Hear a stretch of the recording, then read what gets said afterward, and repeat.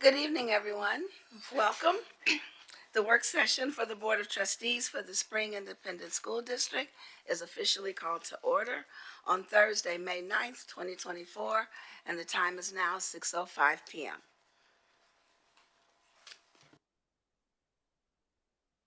Trustees present are Trustee Adams, Trustee Correa, Trustee Hodges, Trustee Durant, Trustee Jensen, and Trustee McDaniel.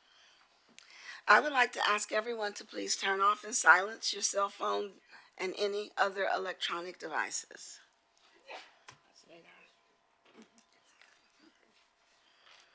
At this time, our Board Equity Committee lead, Natasha McDaniel, will begin the meeting by reading the Spring ISD Equity Statement. Thank you, President Durant.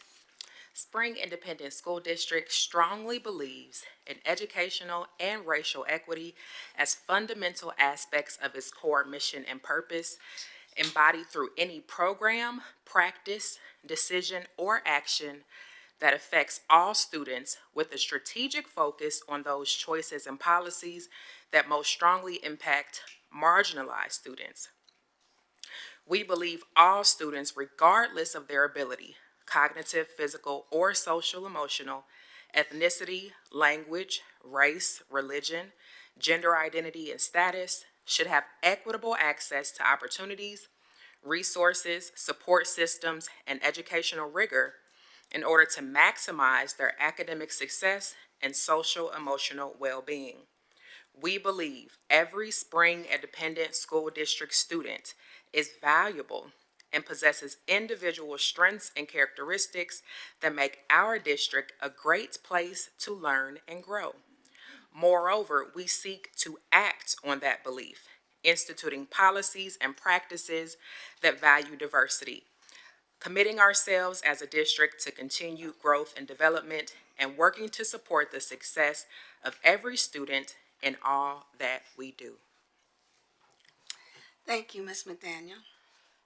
The first order of business is a review of the minutes from the previous meetings. Do any trustees have any changes or corrections to the minutes from the April 4th, 2024 work session, the April 9th regular board meeting, or the April 30th special called session? President Durant, I don't have any changes, but once again, I am struck with how wonderfully these detailed minutes are. And anybody in the public, this is like a synopsis of our meetings. If you don't have 3 or 4 hours or 6 hours to sit through a meeting, you can get the highlights right there in the minutes. And plus, they tell you the minutes at the time that item was discussed. So if you're upset with something or you want to hear about something more, you can go then to the video, for instance, like 8:19 p.m. and see the actual discussion. So I highly recommend people in the public look at those minutes. Just one teeny tiny correction on page 10. The STAR exam, it has 2 R's, it should have 2 A's. Teeny tiny. I used to make that same mistake.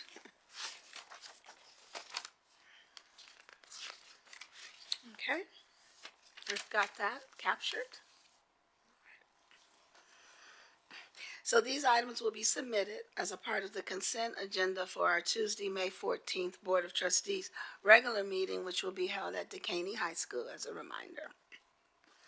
Our next item is our superintendent remarks, and at this time, I'd like to recognize our superintendent of schools, Dr. Lapita Hinojosa. Thank you, Ms. Durant. And as we are in May now, it's the month of celebration. It's the I think the most joyous time of the year for us in public education, but especially here in Spring ISD. This week we are celebrating our Teacher Appreciation Week. I hope you've seen all the social media posts that we're out there, and if you get a minute to go see a teacher, go by our schools, do a shout out. Our teachers are doing amazing things in Spring ISD. Super proud of them. Also, I think you've heard we had all three high schools. All three comprehensive high schools had representation at the state level competition. And I know last night we recognized them, but just wanted to recognize our student athletes. We had at Spring High School, Jaden with the triple jump. He came in second at state. Westfield, our young lady, Janelle, in golf, and again competing across the state, came in fourth place. I'm checking sixth place, checking in with Coach Oliver out there. Her competition was just this weekend. And then Tanuk, of course, he did our 200-meter dash. And I tell you, I have to tell the story, and I don't think Dr. Amerson is here, but she corrected me on immediately because he came in second, and as I was looking at the times, I said, oh, he came in second, only 11 seconds behind, and she's like, no, 11 milliseconds. It's I don't know how many point zeros out there. He's an amazing student athlete, and came in second only to the young man that is actually going out on to LSU on a track and football scholarship. So just super proud of our students and the work that students are doing. I have to tell you, our Spring ISD students are not only academically successful, they're successful in the arts, they're successful in as athletes. I always talk about the triple threat. I have to tell you, we have had an amazing year with my student advisory committee, the superintendent's student advisory committee, and on Monday our students were recognized by a state organization, nonprofit. It's called Project Protect Our Children. Within that organization, they have a student youth action board that focuses on communicating, educating other youth about human trafficking. And our students at all 6 of our high schools took on this project.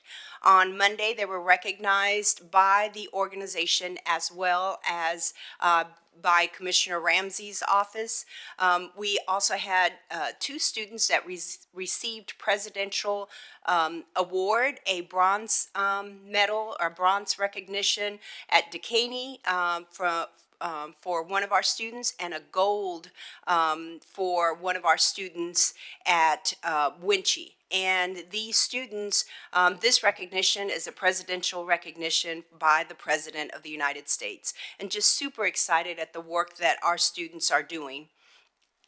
I talked a little bit about the athletes. Last night we had a recognition of our coaches. And, you know, as I talk to them and I share with them, you know, what's so important and what we ask of them is that they see our students, that they believe in our students, and then lastly, that they pour into our students. And I'll tell you, our coaches are doing an amazing job out there with our students, not only coaching them in their specific sport, but most importantly, addressing the entire student, looking and working with them, supporting them social, emotionally, with their families, academically, mentoring them. And last night was an amazing time where we were able to recognize all of our coaches and those coaches that were distinguished.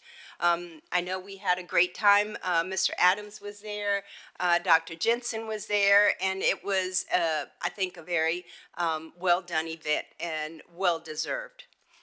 And then last but not least, just want to remind you, as I said, May is a very busy month. A lot of things that are happening this week. We have our Teacher Appreciation Week. On Wednesday, yesterday, was our School Nurse Appreciation Day, as well as our receptionist. Our National Police Week is coming up next week. Student recognitions on Tuesday of next week at our board meeting. Remember, it's going to be at Dekaney. And if you have time, come on out. That's the time that our board gets to recognize our students that have excelled at the regional level, at the state and national level. We do have over 200 students that will be recognized. And so I know our board is excited. We'll have a really good celebration. And so it'll be at Dekaney High School, and we begin at 7 o'clock. We do have Memorial Day holiday coming up, and then we will conclude with our 6 graduations. We will have over 2,000 students graduating this year. So that's exciting. And that concludes my remarks for tonight's meeting. Thank you, Dr. Hinojosa. Our next item is agenda participation. This item allows members of the public an opportunity to speak on agenda items before those items are considered by the board. Mr. Binkley, do we have anyone signed up for agenda participation? Yes, Madam President, we have one speaker tonight. Before I invite our speaker to the tables at the front, I do have a short paragraph to read. The board invites interested citizens to address the board regarding any item on tonight's agenda that they desire, other than allegations concerning the character or capability of any board member, staff member, citizen, or student of the district. The board will listen and will not interrupt unless the person addressing the board infringes on the guidelines as stated previously or exceeds the time limit authorized for the presentation. In this case, you will have 3 minutes to present. Mr. Sheffer will keep time, which will be displayed on the monitors. The board will not debate nor respond to any question during agenda participation. The board will seriously consider your input when addressing the items on tonight's agenda. Also, according to law, it is a criminal offense for a person to obstruct, prevent, interfere with, or disrupt a lawfully called meeting through physical action or verbal utterance. Citizens are requested to supplement any oral address to the board with a written summary of their presentation and any recommendations they may wish to suggest. Thank you for your concern regarding our school district, and we will hear you now. Our speaker tonight is Ms. Gretchen Mitchell, and Ms. Mitchell, you may approach. They're going to turn the microphone on for you, and there we go. Good evening, Superintendent Hinojosa, Board President Durant, other members of the board. I am Gretchen Mitchell. I work with the Spring ISD Police Department. I'm a community member as well. And at last week's central office staff meeting, Mrs. Westbrook and Dr. Hinojosa informed us of plans to have a Vader tax question on the next election ballot. And so as I was driving home, I had all of these thoughts and questions going through my mind as I was recapping what was said. And so I'm just here to seek some clarity, if I can get that tonight, on the purpose and implementation of the plan for this tax. And I just have 4 questions. I narrowed it down to 4. So my first question is the Vader tax only going to cover salary increases? My next question is, will these increases be for all staff or just selected positions? My third question is, how much of a pay increase are you estimating the staff to receive? Is it going to be percentage-wise, 2%, 1%? What are we looking at? And then my fourth question is the Vader tax estimated to provide for a one-time salary increase, or will it provide for multiple salary increases over, say, a span of 2 or 3 years? And that's all I have for tonight. Thank you, Ms. Mitchell. Thank you. Thank you. We have no other speakers tonight, Madam President. Thank you, Mr. Binkley. So for our next agenda item, I would like to recognize our Chief Financial Officer, Ann Westbrooks, to discuss the Vader. Good evening, President Durant, Dr. Hinojosa, and members of the board. As we have discussed since the March board meeting, the possibility of the district seeking a voter-approved tax rate election. At the March board meeting, we discussed that possibility, and the guidance that we were provided with going forward was to seek the input from our community as it relates to the possibility of having a Vader election. And so as such, we have worked with Basilise and Associates to conduct a community survey. And we do have Mr. Matt Gamble here this evening from Basilise and Associates, who's going to come up to the podium here, or the seat, and he is going to walk us through the results of that survey. And there's a clicker right next to you, Matt, and I will turn it over to him. Thank you. Thank you. Good evening, everyone. So I have a pretty data-heavy presentation, so forgive the profile as I present. We interviewed 300 voters in the district. So the margin of error to a sample of this size is 5.7%. And we interviewed through a couple of methods. Live telephone interviewing was a majority. We did send some text messages out, and respondents could participate that way. I want to kind of walk you through our questionnaire format and explain to you what our objectives were. So obviously the first thing we wanted to do was make sure we were talking to a registered voter in the district. And then we had a couple of general questions just to kind of how they feel about the district and whether or not they feel like you have enough money or you need more. We had very early in the survey what we call the initial ballot, and that is where we ask respondents, how would you vote if the election were held today? And we do that in really two ways. We first present them with the really convoluted ballot language that they'll have to read, and then we follow that up with an explanation of what would you vote for or against a rate increase. In this case, in our survey, we tested a 3-cent and a 5-cent rate increase. After the initial ballots, we presented respondents with additional information about the proposals in a question-by-question format, and in a way just sort of educated them about what the needs of the district were or are, and how the proposals would meet those needs. We did first, we communicated about the 3-cent proposal, and then we followed that up with an informed ballot. So we could ask, having heard more, how would you vote? And then we did the same thing with the 5-cent proposal, because the 5-cent proposal obviously does more than the 3-cent proposal, so we explained that to them. And then we ended the survey with demographics, just a few to make sure we were talking to a representative sample. I don't want to get too much into the weeds with the demographics, but just to let you know that we created 3 sampling regions for our survey based on precinct, and we tried to model the best we could your high school attendance zones, of course sticking to the precincts. And we looked at where the vote distribution comes from, particularly looking at where registered voters are and also the presidential election of 2020. We expect the next presidential election to look just like the prior one in terms of who's turning out and what those demographics look like. So this shows you the percentage of interviews across the district. Within these 3 sampling regions, we were monitoring a couple demographics to make sure we had a representative sample, such as age and gender. Before we get into the results, want to kind of orient our focus of what we're looking at here. We're looking at a likely voter survey, so this is not the adult population, this isn't registered voters, this is representative of people who will be voting in the presidential election. So 54% of registered voters voted in the last presidential election, 46% did not. In our survey, 87% of the respondents voted in the presidential election.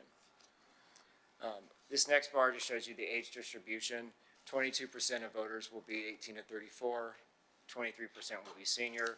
The top bar shows you what the presidential of 2020 was. The second bar shows you what the survey was. Same thing with gender. We have 42% male in this district.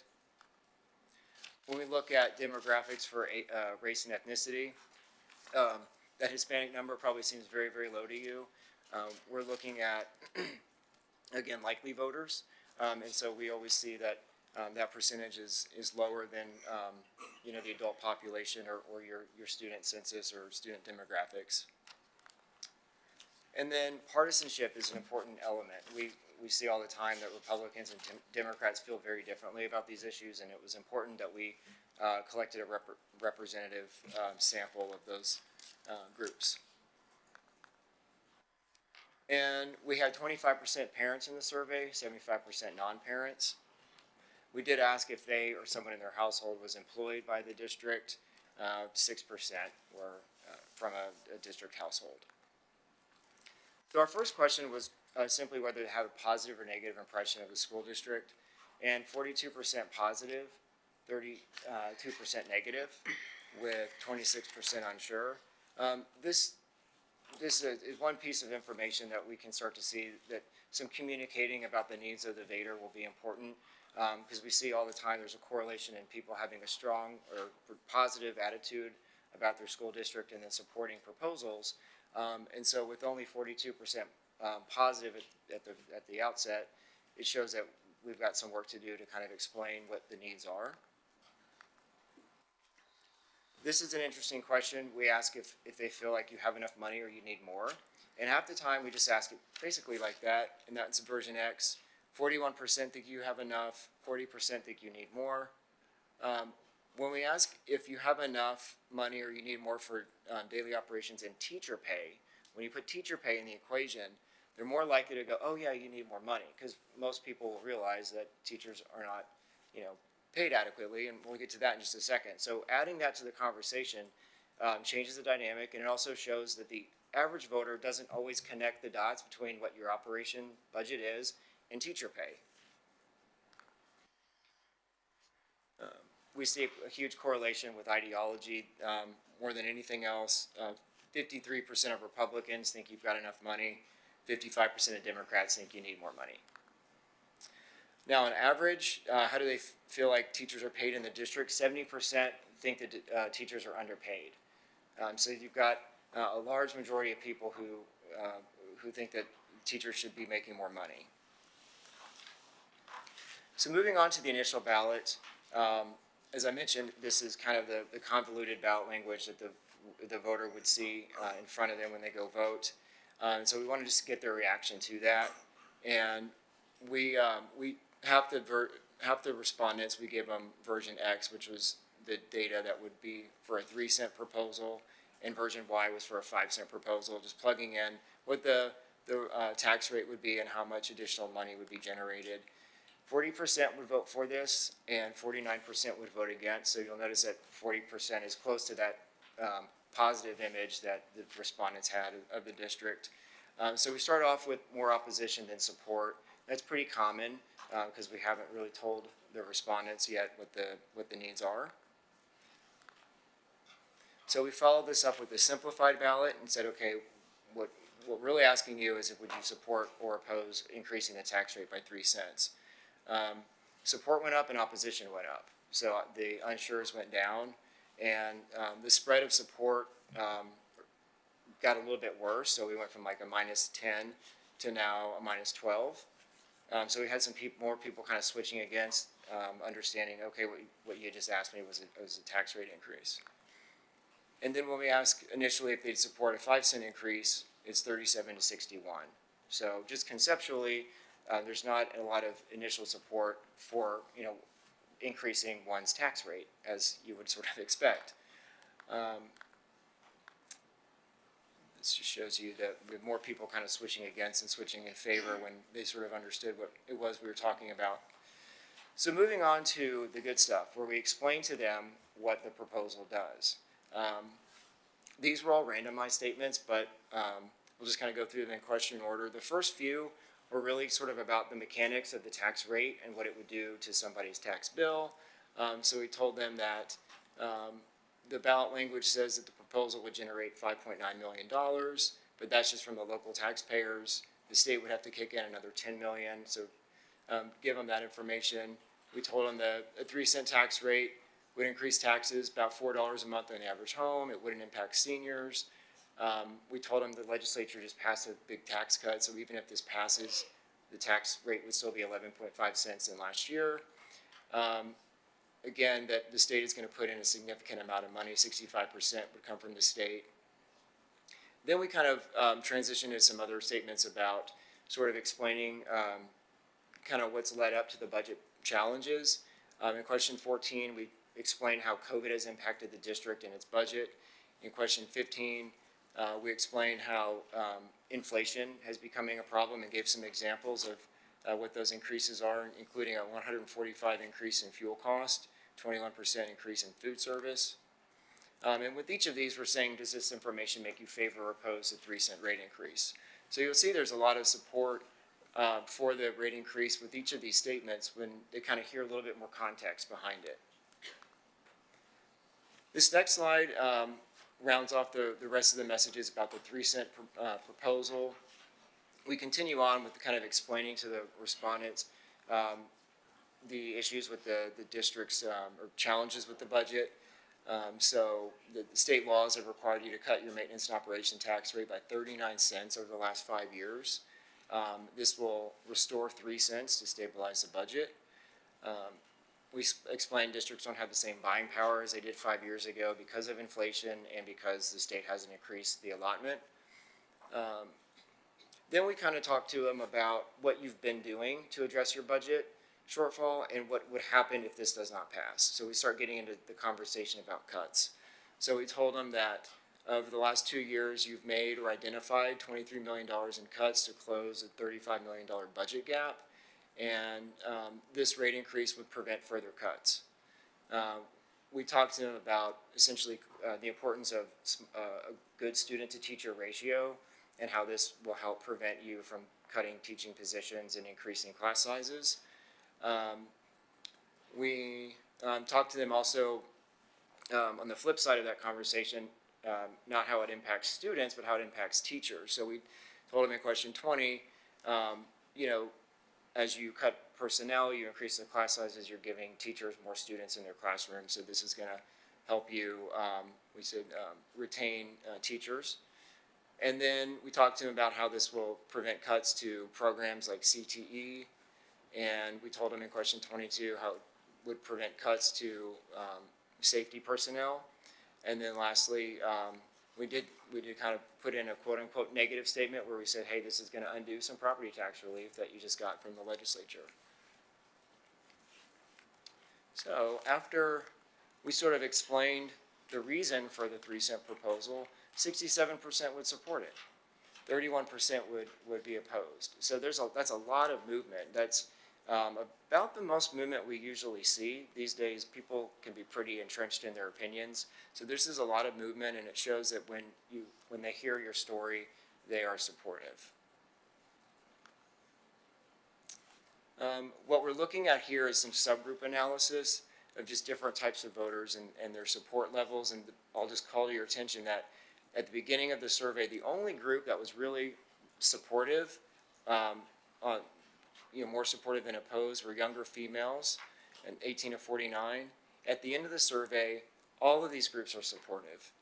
And you see a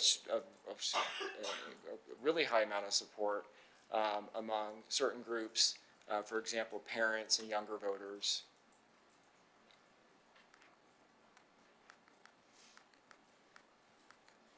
And so what we found on the 3 cent proposal is that support 40% of respondents stayed in support, and then we switched 27% to be supportive when they heard more about it. Some people moved against, they might have heard something they didn't like, and then we had 28% stay against.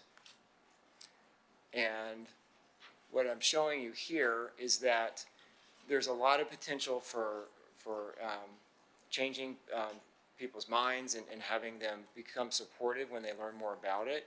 Even people who think you already have enough money, 30% of them would become supportive when they hear your story. 23% of people who say you need more money, they became more supportive because not everybody who thinks the district needs more money is immediately supportive of the rate increase. So moving on to the second proposal that we tested, that was the 5 cent increase. We start off by telling everybody that this would include the 3 cents for budget stabilization that we just discussed, plus another 2 cents for increasing teacher pay. And then the rest of this was really on that conversation of increasing teacher pay. We did let them know how much money that would come from the state, and that how much the property taxes would go up. We said $5.66 per month on the average home. Under the 5 cent proposal, the state would put in more money than local taxpayers. For every 100 from local taxpayers, the state would put in 115. We told them there's a national teacher shortage, which means competitive salaries are more important than ever. This will help you with competitive salaries to attract and retain highly effective teachers. We said that you could compete with other districts for teachers, and recently many of these have increased teacher pay, and you're not able to do that without a rate increase. So this helps you stay competitive. We let them know that this would help improve a living wage for teachers and hourly staff. Sometimes most voters don't realize that the school district is one of the largest employers in the community. So we told them that, and this would improve the salaries of over 5,000 employees in the area. And then lastly, we did say that teachers would receive a pay increase ranging from $13.50 to $41.50 per year, depending on how long they've been in the district. So after hearing all that information, we see 59% would support and 38% would vote against this proposal. So still a lot of great movement and support well into the 50s. The other thing you'll notice is the intensity behind these. There's more strong support than strong opposition, which is what we want to see.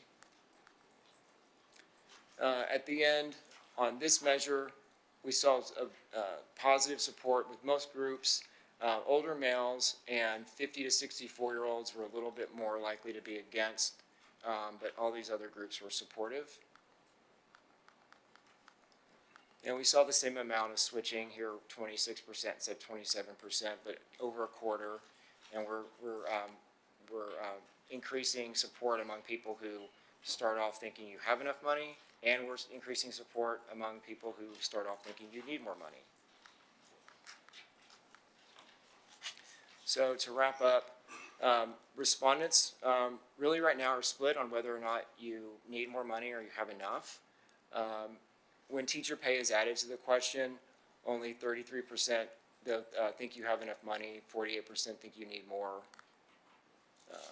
A large majority of respondents think teachers are underpaid, and they become more supportive when they hear more about the proposals. This doesn't by the way, that the idea that teachers aren't paid enough doesn't immediately translate to support for these proposals. So it's important to kind of communicate to those people. We start off, it looks like it should be -9, but it's really a -10 because the percentages are rounded to the nearest whole number. But we start off with being down 10% on the initial ballot. When respondents hear more information, a majority would support both proposals. And lastly, we use regression analysis to look at the correlation all those statements had on the voters or respondents supporting the proposal. Sometimes voters may like an aspect of a proposal but not vote for it. So they might like that this is going to help with student to teacher ratios, but they might not want their taxes to go up, so they're not going to vote for it. So what that regression analysis does is just look at the correlation between a particular reason to support it and that informed support. And that allows us to really look at kind of what messages are most effective and important for voters to hear, because we know communicating, there's one thing we know from the survey, communicating is important, what the needs are, and there is a lot to put out there. And the average voter is going to have a lot coming out at them during the presidential election, from the top of the ticket all the way down. And so this is really kind of designed to look at what points to hit, and not try to communicate too much, but communicate a few things and communicate it with repetition. And so we have provided this for you, the top messages for the total sample, parents and non-parents, if you want to do the 5-cent proposal, or 3. If you decide to do a 5-cent proposal, then there's different messages that correlate with that. So I know that's a lot of data at once, but does anyone have any questions for me?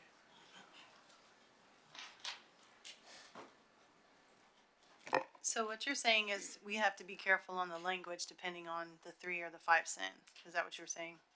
I wouldn't say it that way. The language that you have to put on the ballot, that's standard. That's going to be, and whether the language you use, like the rate you're going to have to put in and the money generated, that's going to come across the same to an uninformed voter about it's going to look the same on the ballot. I think what you might be thinking about is when I was following up with the official ballot and then the more simplified, would you vote for a rate increase? It just, now you've sort of explained what it is. So that basically tells you that some voters don't understand the ballot language when they're reading it. They don't get that it's asking them for a rate increase, because it doesn't say that. It says you're approving an ad valorem tax rate that provides the district with more money. I think that's maybe what you're referring to. Yeah, meaning more as far as when we start to educate our community and the voters, that's when we have to really explain and Exactly. determine what we're gonna say depending on which way we're leaning. Okay. Yeah. And then, how long were the conversations with each of the respondents? Like, how long did it take to explain? Yeah, all I of think this? this was about a 17-minute survey, which is kind of par for the course. So yeah. Okay. Thank you.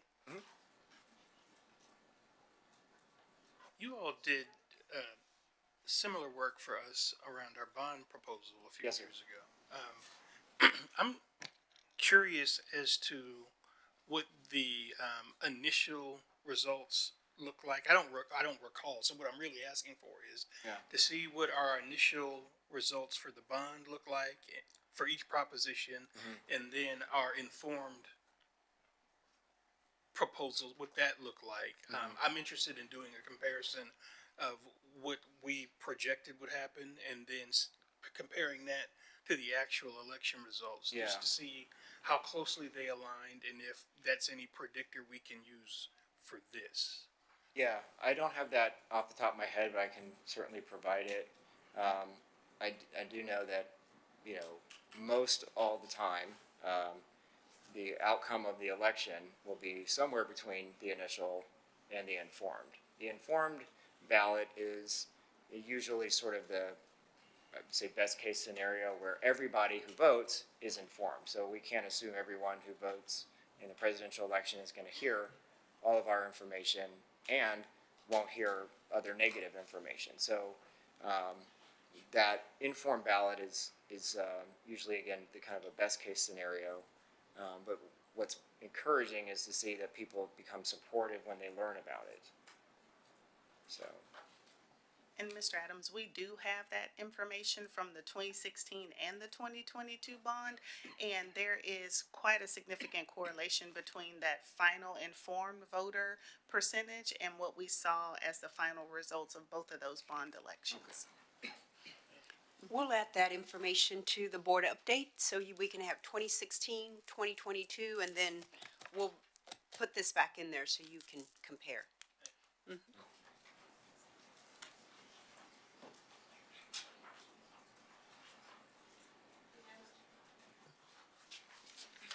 I don't see, we don't have any other questions. I want to thank you for being here this Thank evening.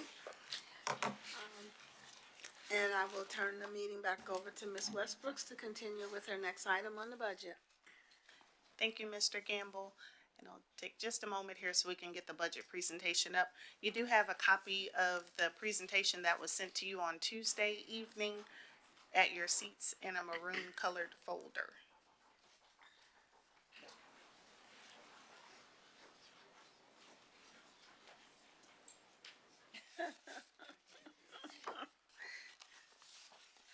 Honey, Rhonda.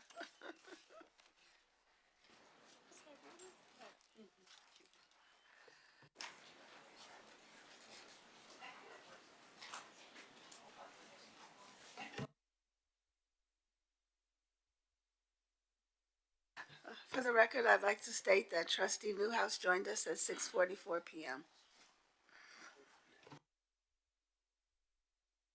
You ready to proceed? Yes, Ms. Westbrook. Okay.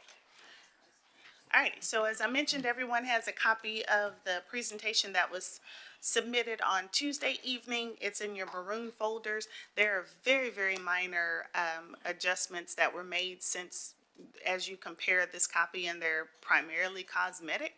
But if there's something that stands out, I'll make sure to point it out so that you can ensure that anything that's different here, that I've made note of that. So this evening, we're going to talk through some trend analysis as far as what our budgets have looked like in the past, some numbers that we're keeping our eyes on over the last several years and thinking forward. Also, of course, with any budget that we do, that we're always making our decisions for the budget based upon some estimates and some assumptions. We'll have our look at the preliminary budget, and then we'll wrap up this evening with some more information regarding the VATRE. So we'll take our first look at some of the trend analysis that are relevant to the discussion that we're having here this evening. So this is a look back over the last 10 years of budgets for Spring ISD. And so beginning with the 2014-2015 budget year and moving forward through 2019-20.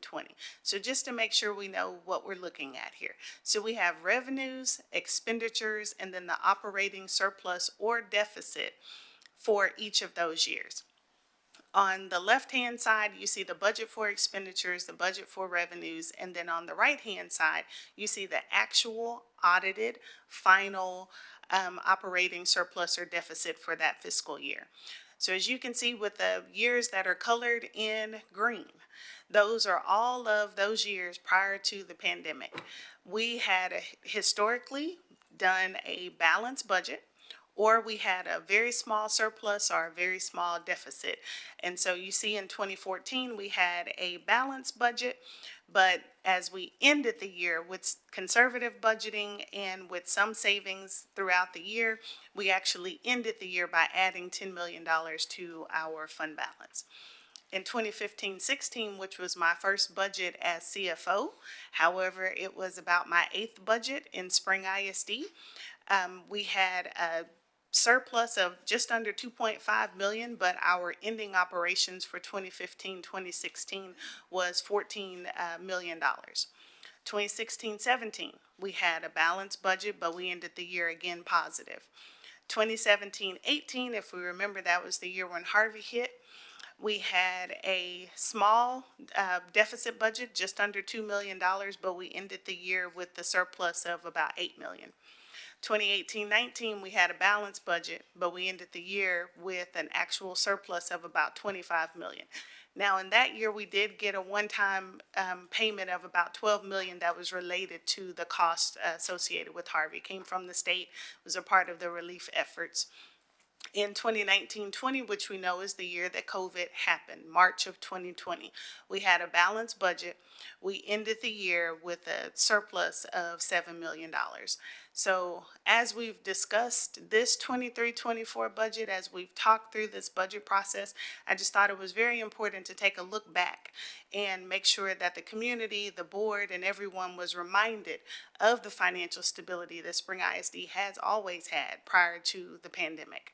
So as we look forward and we look at the challenges that came about as a result of the pandemic, you see those challenges begin to show up in the district's financial operations. And so those are the challenges we've been addressing over the last 2 years. And so in 2020, 2021, you see we had a deficit budget. As we were developing the 2021 budget, that was the first year that we did the TASB pay study to see where was Spring ISD benchmarked against our other 15 peer districts across the Houston area, which are the districts that we tend to compete with. And so that was the year, the first year, even though the pandemic was happening at that time. It started in March. We passed this budget in June. We moved forward with passing a deficit budget that included the increase to our teacher pay and all of our employee pay based upon that TASB pay study. And we did quite a bit of an overhaul with our compensation plan in that fiscal year 2021.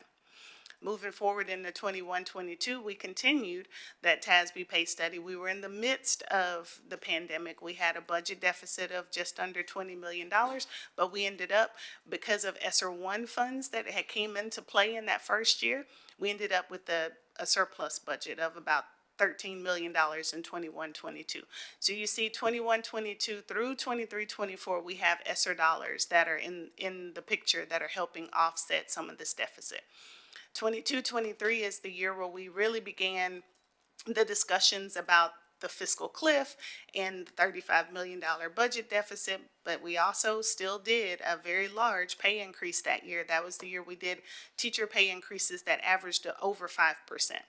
And so that year we had a deficit in operating only of 8.6 million. And so, of course, 23-24 is the year that we're in now. Our starting point for 23-24 is we had a deficit of 25.3 million. And so as we worked our way through this budget reduction process, that was our starting point for the development of the 24-25 budget, and that was that 25.3 million. So this is just another look at even further back. This is 2011 fiscal year coming forward. And this is, like I said, a look back even further at the operations of Spring ISD. 2011, you can see the fund balance is in black, revenues in green, and expenditures are in red, and across the top, that's our enrollment. So on the left-hand side of the screen, that's dollars. We're going from 0 to 400 million. On the right-hand side, that's enrollment, and you can see we're going from 30, my eyes aren't quite that good, but 30 to about probably 37,000 students. And so what you're looking at here is the trend of what's happening with our enrollment and what's happening with our revenues and our expenditures and our fund balance as we're making our way through these more challenging years. So I know you all have had this since Tuesday evening. Hopefully you've had an opportunity to take a look at it.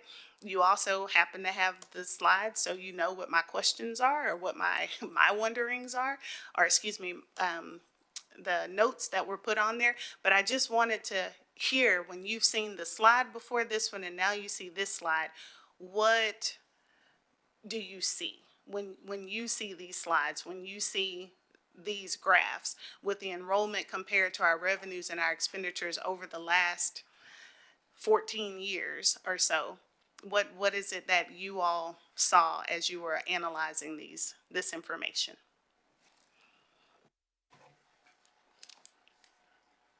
One question I had was, and maybe you can tell me, the revenue and the expenditures for every year seemed pretty close. Is that typical of most school districts, or is there a variance there? I guess, I mean, I would imagine there's a variance depending on the schools, but. Each and every school district runs their budget a little differently, depending on what the needs are of that school district. So I can honestly tell you, I have not spent a lot of time analyzing the revenues and expenditures of other districts, but I know for spring, we have created quite a bit of effort to make sure that we were financially stable. And so by balancing the budget, that means that we were putting as much revenue out there as possible to cover the cost and the needs and the programs and things for Spring ISD. So, and some of that could be just the distance between the millions, right, on the left-hand side. But most importantly, my first observation was that prior to the pandemic, the revenues were consistently higher than expenditures. And the fund balance was continuously increasing. We were improving our fund balance, and I know, as President Durant has shared before, she remembers the years when the fund balance was quite low, and it was a little quite a bit of a concern. And so that was a concerted effort to build that fund balance reserve back up, and it definitely served the district well when we had hurricanes and then the pandemic, and we were able to address it before any funding came from outside sources. And then, of course, the other thing I wanted to point out was the slight downward trend that we had in our enrollment even prior to the pandemic. But then you see that sharp decline after the pandemic. Ms. Westbrooks, remember we were talking about the 2017 and 2019 missing on this? It's here. So on ours. Yes, ma'am. Mm-hmm. So we knew that it was missing. It was some data we needed to load in our system on Data Suite. And so we were committed to getting the PowerPoint presentation out to the board on Tuesday, but I knew that our team was working on getting it loaded. They got it loaded, so we have the updated. It's in there. It's the same reflection of the information that was here. which is why we were totally okay with sending it even without those missing years. But as you can see, they're here.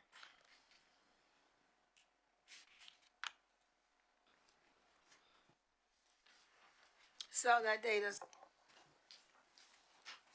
in the trending on, well, there's no page, revenue and expenditures trend analysis for the years here, they're just not reflected in the graph. They're reflected in the graph that's on the screen. They just weren't reflected in the graph that you have that was sent out on Tuesday evening because we needed to load those years in the OnData suite. Okay, I can't see that good. I know, I'm looking at there. That's why it looks longer. The, revenue, I guess I was surprised at the revenue line during the ESSER years. I had an expectation that 33 million extra dollars we got would kind of be obvious by looking at this graph, and it isn't. So we didn't necessarily receive $33 million that we put in the general fund. We just moved expenditures out of general fund and moved them over into ESSER so that we brought the expenditures down in general fund. That's how we supplanted and used the ESSER dollars. All right, I'm not quite sure I understood that. Okay, so with fund accounting, with local governments, you cannot commingle funds. Gotcha. So general fund is the general operating local budget. ESSER is a federal fund. And so we receive the ESSER dollars and they sit over here in a completely separate pot of money, a separate fund. And so we didn't get $33 million out of this bucket that we dumped over here. We just took expenditures that we would have paid for out of general fund and moved them over into the ESSER fund. So it brought our expenditures down. It didn't increase our revenue in general fund. Right, but then wouldn't,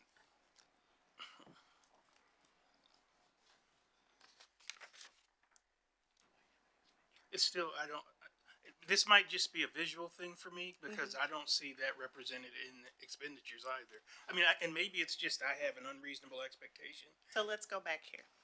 So for 21-22, that was the first year that we actually had the benefit of the ESSER dollars. So had we not had ESSER dollars, then that $305 million of actual expenditures would have been about $20 million more. And the same is true in 22-23. Had we not had ESSER dollars, then our expenditures would have been about $20 million more. So where it's reflected is in the actuals, it's not in the revenue, it's in the actuals because we move the expenditures out of general fund into ESSER. So it's reflected because the expenditures are lower. So we offset our cost with the ESSER funds. Correct. To reduce the amount of Expenditures. expenditures we had that year. That's correct. I just wanted to point out that when I came first on the board and you were not CFO, I understand that we had to take out short-term loans to pay our personnel because the state of Texas was paying us after we owed people their paychecks. And of course, even though they were short-term loans, it was costing us interest. It was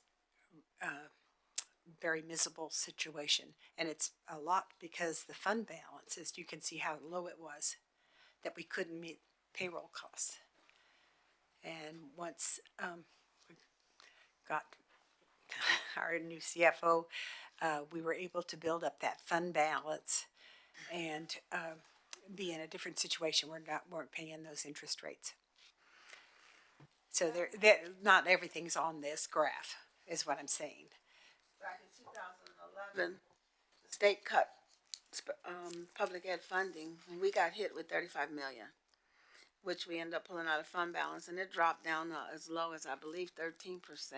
9%, yeah, That's very single low. digits. And so we have been steadily increasing it. You all always hear me ask her every year, what percentage is the fund balance? Because that 9% kept me up at night.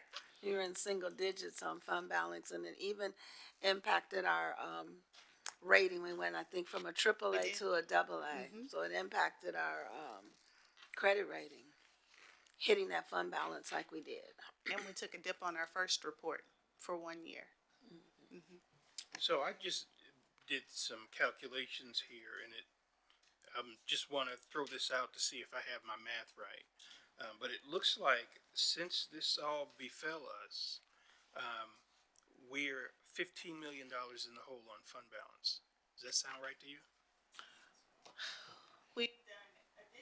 We've done additions and subtractions, but yes, that sounds about right if you just do from one point to the next, Right, yes. that's what I did. Okay. Yes. And that's the importance of returning to stability, so we're not continuing to draw on those reserves. And at the point this all started, just ballpark for me, what was fund balance? We were good. We were about 35, heading towards 40% with our fund balance. We were really in a good place pre-pandemic. Thank you. Okay, so if there are no other observations on this one, then I'll move us forward. And so here is just a look at the enrollment trend, which this is data that we've looked at actually quite a bit over the last couple of budget cycles. And so again, just looking from 2019-20, when we were just over 35,000 students, and then coming forward to 23-24, where we're at 34,265 when we set our budget. As of this past Monday, we were at 33,939. And so if you just look at from the budget of 23-24 compared to snapshot date of 2019-20, we are still down 1,000 students. And so that's, again, a part of the budget discussion, a part of what's happened with our financial picture, and it's just something that continues to bear repeating. So as I mentioned, with this budget and all budgets, Just a moment. I'm sorry. You have a question? Sure. I'm sorry, can you go back, so you're saying how many, I'm sorry, how many students down are we? Is it 180? 1,019. Over to the right-hand side, if you compare our snapshot for 23-24, Okay, all right, thank you. yes. I did have a question. I noticed on the taper reports from year to year, sometimes the student enrollment number was different from one year to the next. So is there some true-ups that we do at the end of the year or that impacts that number? I think it just depends on which point in time the number is. And so that's why we're using snapshot, because snapshot is that last Friday in October. And so that's technically like the official snapshot of enrollment that you typically see on TEA reports. But it just depends. And with taper, I'm drawing a blank as to why that it's not snapshot on taper. There are different filters that are done based on students coming in days or if they leave to go to other districts. And so there are some adjustments. And that's same in accountability too, that there's some back formulas that happen at the state level that don't always match. And even in our own on-point system that's used by districts across the state, that's true. And so there's a little bit of a discrepancy. Yeah, I noticed it wasn't huge numbers, but, you know, sometimes 10, 20 students, it would vary from one year. You'd look at the taper report from, say, 2020, then you look at the same group in 21, and the number might be off by a few students. I was wondering if Ms. Guillory had any further explanation around why we see a difference in the snapshot and what we see on taper? If you'll come up, Dr. Guillory, and I know we have the summer cleanup and the summer uploads and everything, so if you'll talk about the different cycles and the opportunities to clean up the data from the October submission all the way through the summer final submission. Yes, ma'am. Thank you, Ms. Durant, for that question. As was explained, the snapshot, which is the last Friday in October, encompasses all 4 of those weeks of enrollment. It is a steadfast data point that all districts and charter schools use. we have two different sets of numbers. We have that number, which is where they are located on Snapshot in October. Then we also look at all students who come and go. So at the end of the year, we get paid for a kid who's in membership, in attendance, even if it's for 1 day, 1 week, or 6 months. So our end of the year calculation number, if you look at on Data Suite, it might have like 37,000 students, and people get excited. Oh, wow, we have 37,000 students. No, we do not. Those are students who have come and gone. So there are two different points that they look at, and that number is the number we submit in our summer PEIMS that accounts for all things for attendance and for funding, accountability. That's the number we use. So there are two different data sets. Thank you for that explanation. You're welcome.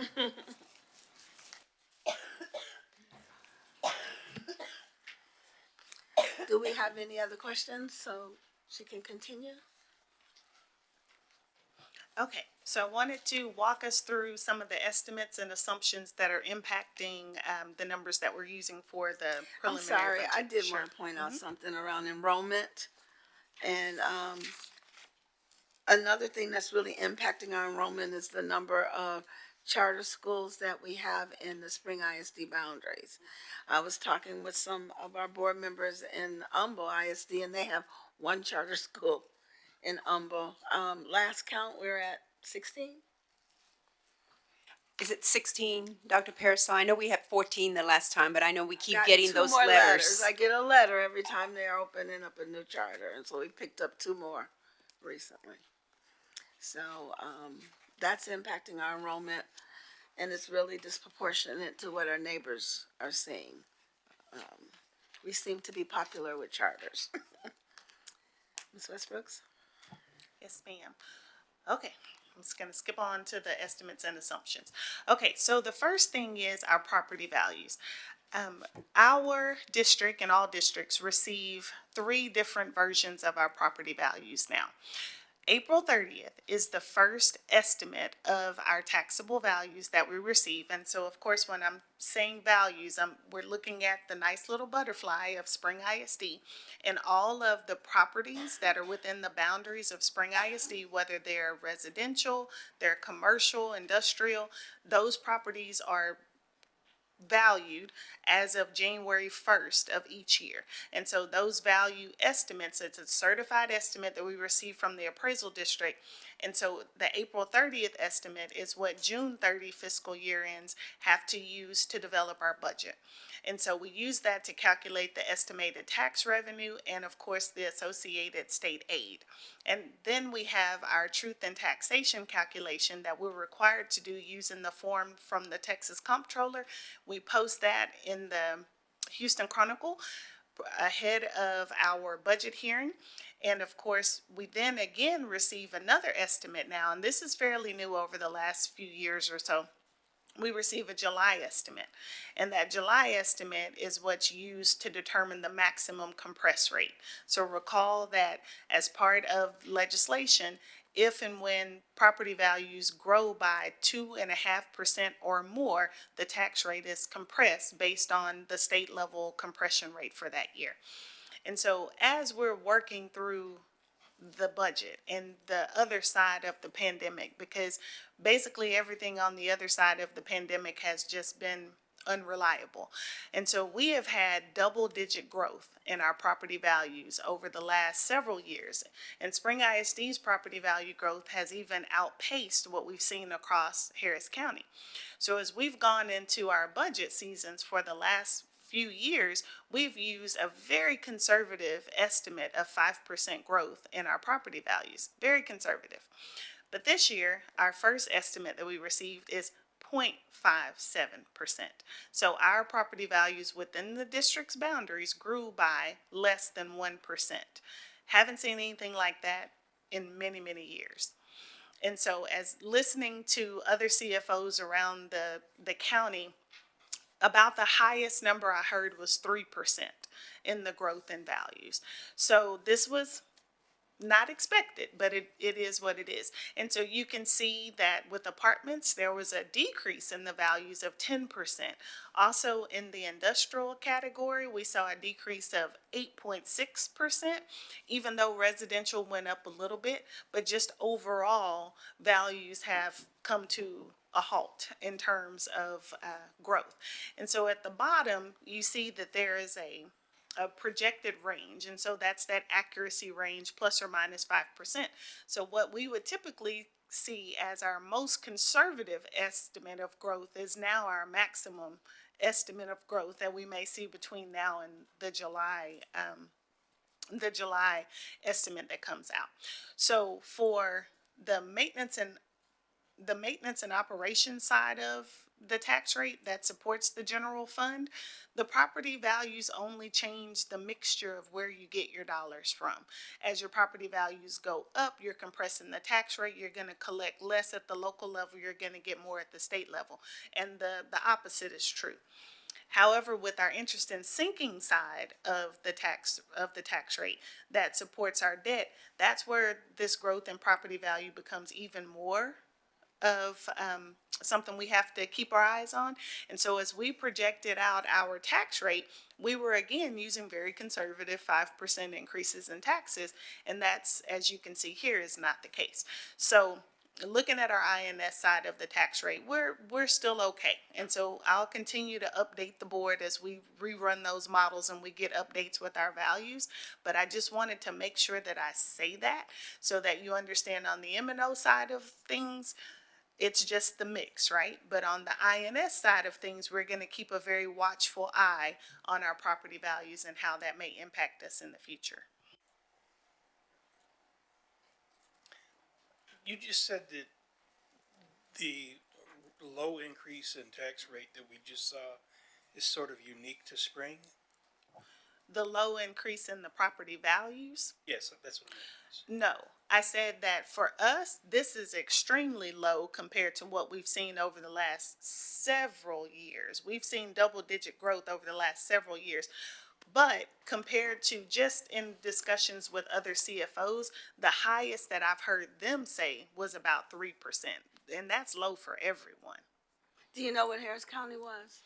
And no, we haven't received that. Final. They usually put together a very nice PowerPoint presentation and we can see all across Harris County. We haven't received that yet, but just in our latest CFO meeting when everyone was popcorning out their value growth, the highest I heard was about 3%. I do recall one district that went the opposite. Wow. I'm just wondering if the legislators anticipated that this might happen, and if, like, the money's got to come from somewhere, right? And so if they're saying we're at this low, the appraisals have increased this low amount, so we don't have to compress, which means they have to contribute more to meet our needs. Stays about the same. The revenue stays about the same. Yes. Right, but if they're having to contribute more, get where like you're that going. money's got to come from somewhere.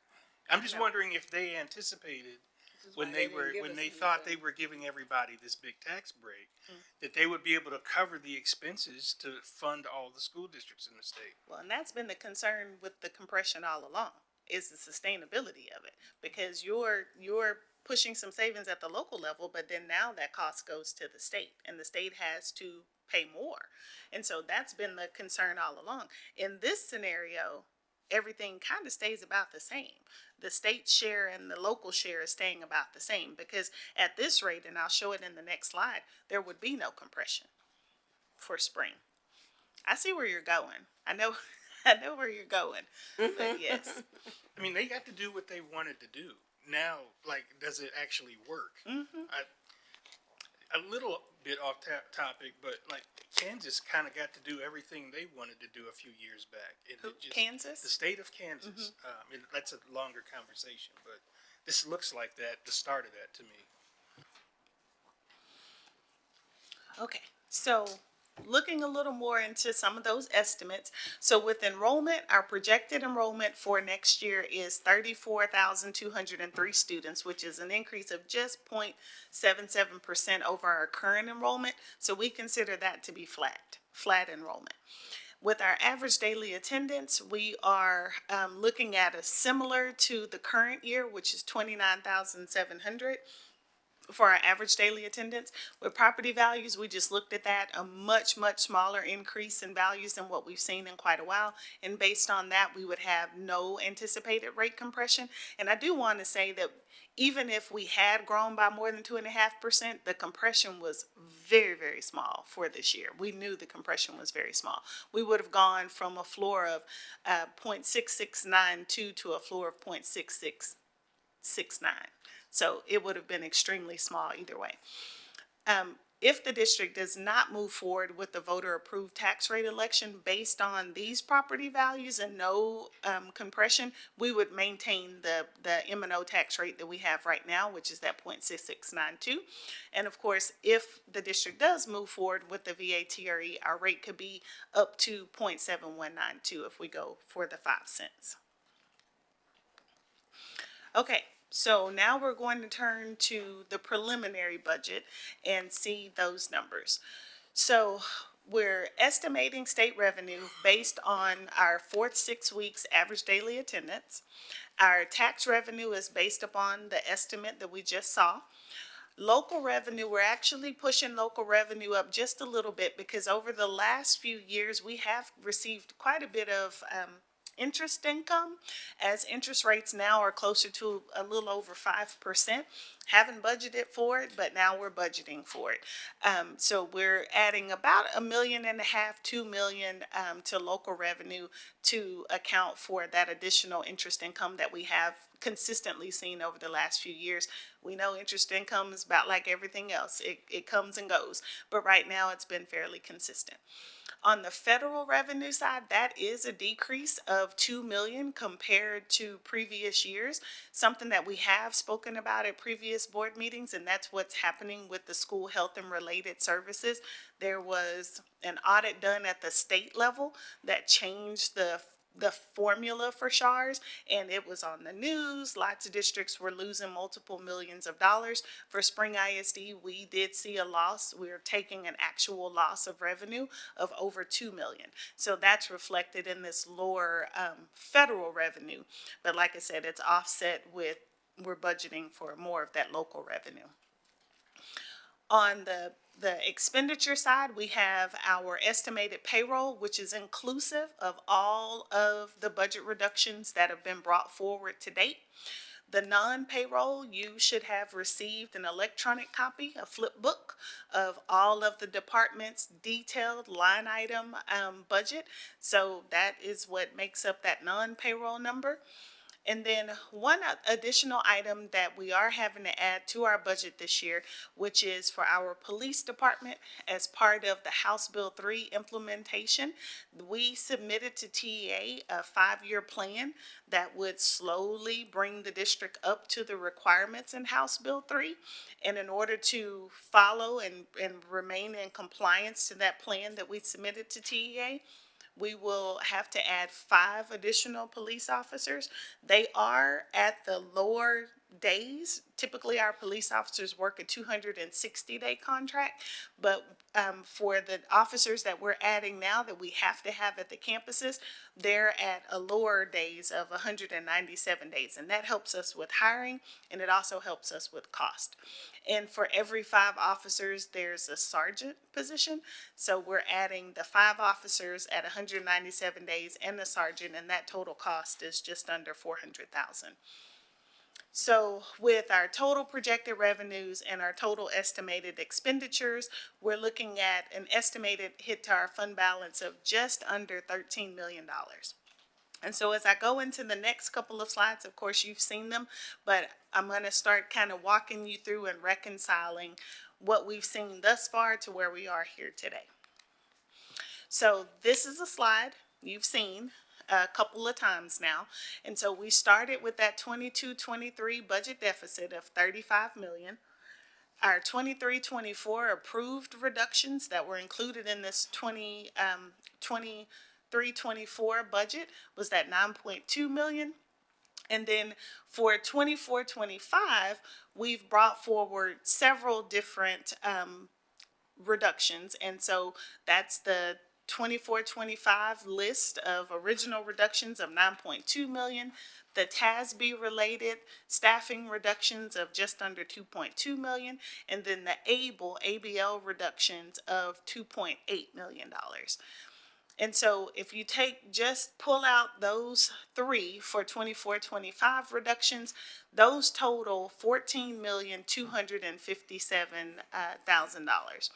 So as we've been 100% focused on bringing reduction opportunities to the board, I wanted to just reconcile the difference, because remember, we started with our 25.3 million.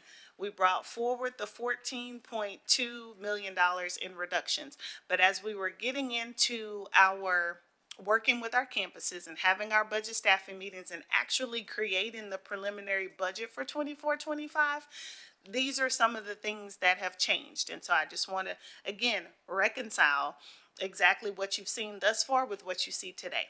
So from the time that we passed, or the board adopted, our 23-24 budget, based on the changes in our special education student population, we have had to add a total of 37 special education teachers and 42 aides. So if we just look at our 2022 school year compared to 2023-24 school year, our total number of special education students has increased by 10%. But more importantly, our self-contained most students who require the most intense services or more involved services has actually increased just from 22-23 by 24%. So that is what's driving these additional positions that are being added to special education. So that's $3.6 million of additional costs that's offsetting against those reductions that have been brought forward. Yeah, hold on, can you say that one more time? Sure. So our starting point, the $25.3 million. Oh, okay. Which part? From. Okay. So, our starting point, as we've been working throughout this entire budget season, has been where our adopted budget was for 23-24. So that's the 25 million. We've brought forward that $14.2 million in reductions. And so as we're developing the budget and looking at all things that have happened and creating the preliminary budget for 24-25, because our total number of special education students has increased in 1 year by 10%. And the number of our students that require self-contained and are more severe students that require the most intense instructional settings has increased by 24%. So as a result, we've had to add 37 special ed teachers and 42 special ed aides that are a total increase of $3.6 million. You said 10%. That's 3,000 students, correct? 300. Okay, 300. Yes, our total is Right, that's 30. 4,000. 10%. 34,000 kids, 10%. Okay, so in 22-23, we had 33,626 special education students. Oh, so that number Yes, increased by 10. Okay. exactly. Okay. So those aren't new students to the district. That's us identifying. That's correct. Through our, okay. That's thank you. correct.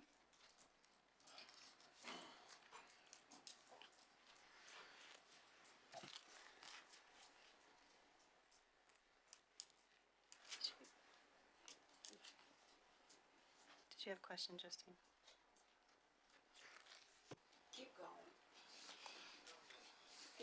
Just real quick, yeah. So the deficit we carried over from last year was the 25.38 million, right? And then, but we started on this reduction slide at 35.4.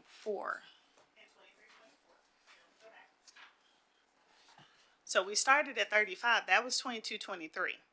And then we did $9.2 million in reductions. Got it. Okay, so the special education, I think we're all on the same page with what's happened with that. And then we had, as we're developing our budget, we have some additional expenses that we had to increase as we're going through. So in that one bucket, the 631 million. So election costs, that's something that we've talked about. Right now, we've had about $100,000 in the budget for elections. Whether we have 2 board members that are going to be on the ballot in November, if there's opposition, and or if we have the VATRE on the ballot, we know that the anticipated cost is 200,000. So we have to increase that elections budget by 100,000. We changed our tax software in 23-24, and so we're going into the second year of implementation, which is when we have to pay the cost, the annual cost for our tax software, and that went up by about 25,000. The campus non-salary budget allocations increased a little over 100. Harris County Appraisal District, what we have to pay for them to appraise the value in Spring ISD is based upon their total cost in all of Harris County and our proportionate share of it based on our tax value. So as our values have grown over the years, that cost has grown as well. And so their fiscal year is a little different than ours. So we pick up 2 quarters in this fiscal year and 2 quarters in the other fiscal year. So there's an increase there. With dyslexia, our student count with dyslexia has been steadily increasing as well. And we have 100% spend requirement. So as we receive additional revenue from additional students in dyslexia, we have to allocate those dollars right back to dyslexia. In operations, we've had to increase that operating budget because we're having significant challenges with hiring that is pushing our overtime cost and some of our contracted services cost up. With this next item with ABL, CTE, and clerical, as we were working through our meetings with our campuses, we had to make some tweaks, and I'll show you some examples of those tweaks on the next slide. I just mentioned what's happening with overtime, with transportation and operations, and then with some of our campuses, and I'll give you an example of that as well, there's some enrollment changes that actually net an increase on the expenditure. So all in, we've had to add an additional 7.5 million in expenditures. But then the other side of the equation, as we're continuing to reconcile, we have higher average daily attendance that is yielding about $1.7 million more in revenue. And I'm going to give credit where credit is due. And Dr. Guillory is a humongous reason for that increase in our ADA. She's been in the district now about a year and has created several committees working with the program directors and just combing through coding and making sure that we're maximizing our dollars. And our campuses are all in, and they're all over their attendance, and they know about medical codes and all the things that impact our funding.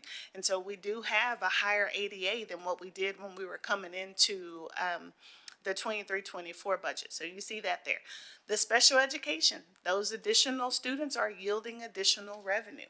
And so we are seeing an increase in our special education funding as compared to last year. The guaranteed yield portion of our state funding formula, it was built into the law. As you know, last year we got a pretty significant increase in the yield. This year it was $3, but those $3 yielded $600,000 of additional revenue. I mentioned the dyslexia funding, so that's the offsetting funding for the expenditures over there. And then there's some little miscellaneous increases to revenue that individually are not significant, but you add them all together and it was an additional $330,000. And so an example of that is our bilingual number could have gone up by 7 kids, and that added 15,000, but you just add all those little things together and it's 330,000. So increases to revenue and increases to expenditures.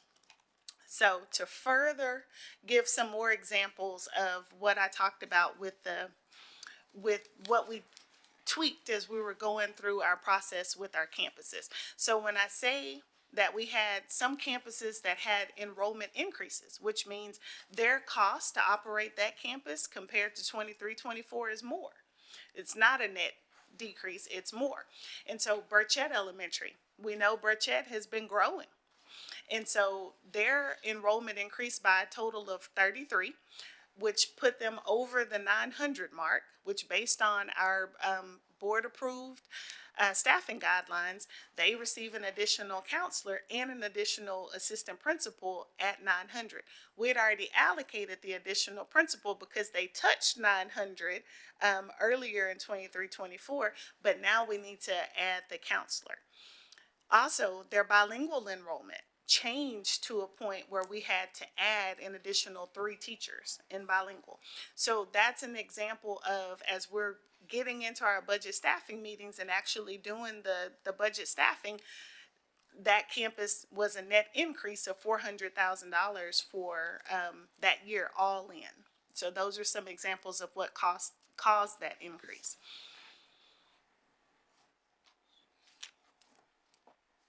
Ms. Westbrook, so backing up to the updated forecast on the couple of pages back, so the expenditure amount for the special education is 3.6. The revenue that we received was short of that. And so is that just another situation with special education where we just have the number of students that we have to serve and we're just not getting the funding needed? Yes. Okay. And if you look at our special ed funding compared to our overall spending, this is very pretty compared to what it looks like in grand total. Is that Remember- is that federal dollars that we're being shorted? No, this is all local funding.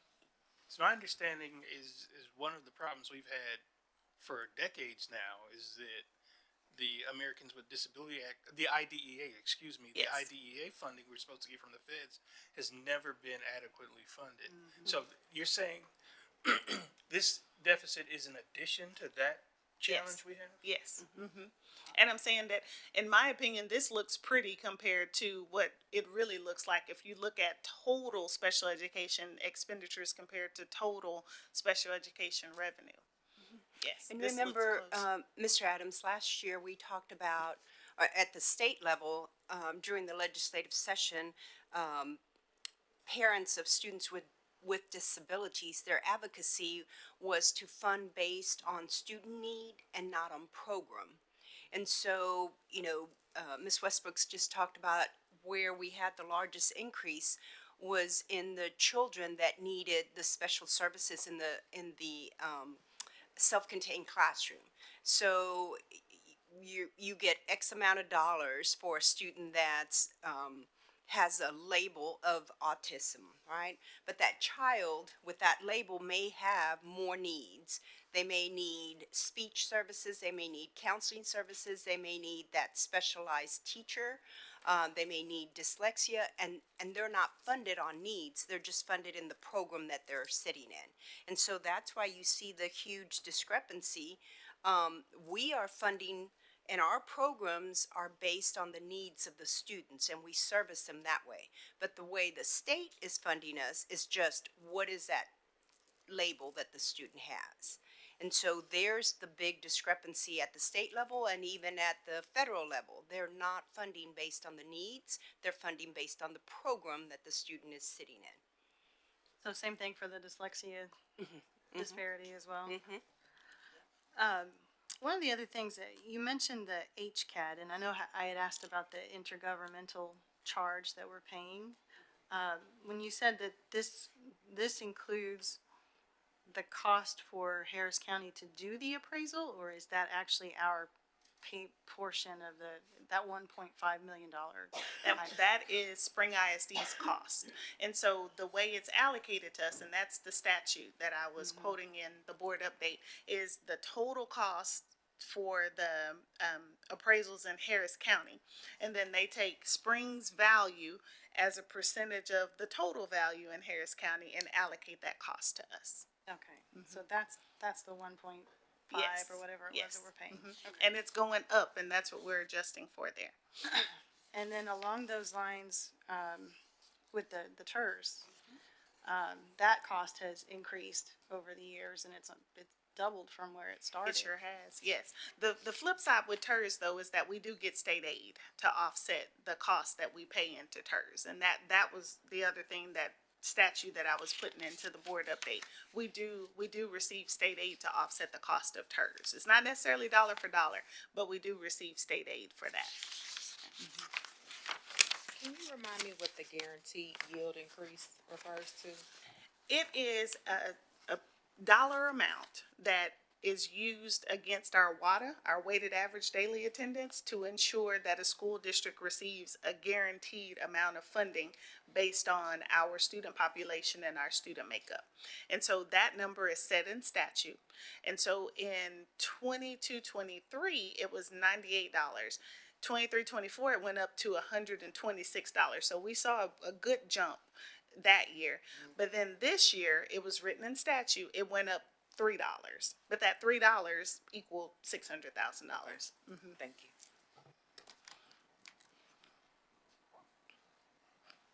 Okay. We saw I didn't finish the examples. Okay. So with ABL, when we brought ABL, we brought a moderate calculation of, based on what ABL says we needed to do, this is what a moderate calculation looks like. So if ABL said that we should lose 20 teachers at a campus, the moderate version that we brought forward was half of that. And so we applied the formula and we brought the $2.8 million moderate option. As we got deeper into each one of the individual campuses, I'll take Robertson Middle School as an example. If we just applied the formula to Robertson Middle School, they would have lost 6 teachers, because Robertson is a specialty campus with specialty programs and they've been staffed as such. If we had removed all 6 of those teachers from Robertson, that would undo some of the design of Robertson Middle School. So what we did is, instead of the 6, which was included in that 2.8 million, we only had Robertson lose 2 teachers, which was aligned with all of the other middle schools. So they lost 2 like all the other middle schools, but they didn't lose 6, which is what would have been the just straight formula for Robertson.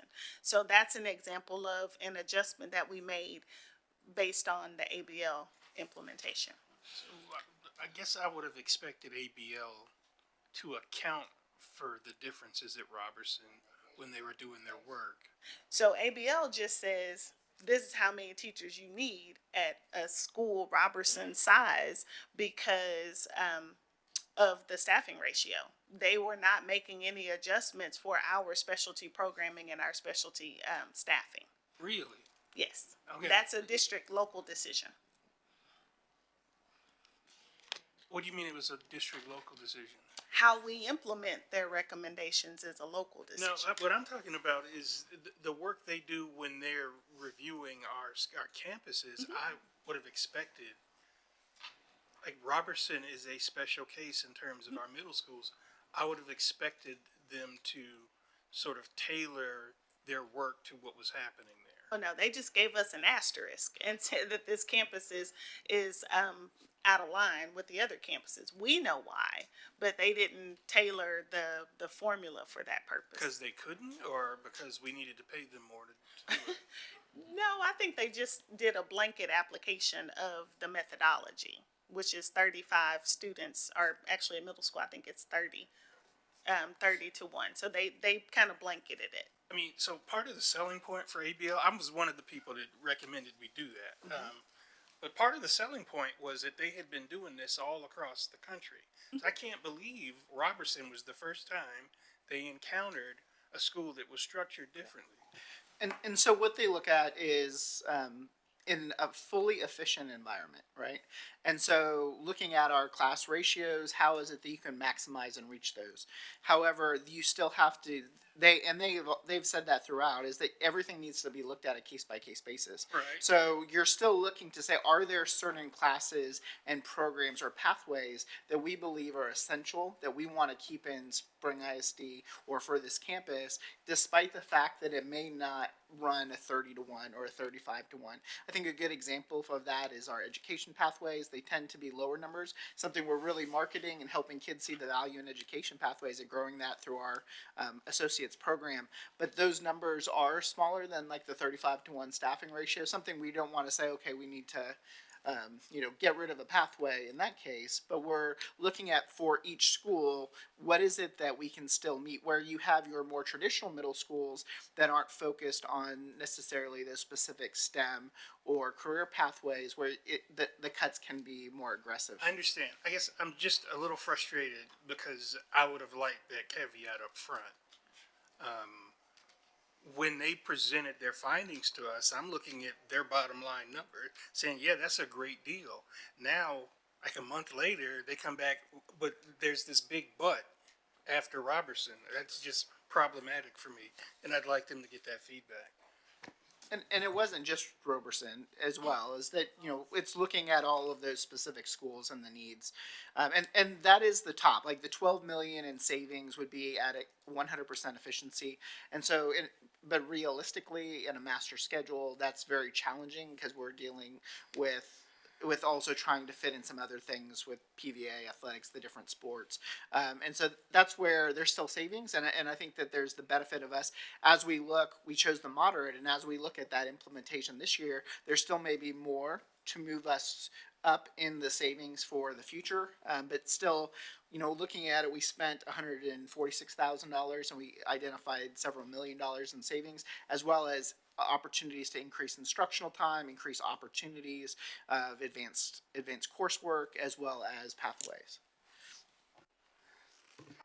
I kind of have to agree with Trustee Adams in that feedback, because if their recommendation didn't include the nuances of our campuses, that would have been something we just could have calculated ourselves if it didn't take all of that into consideration.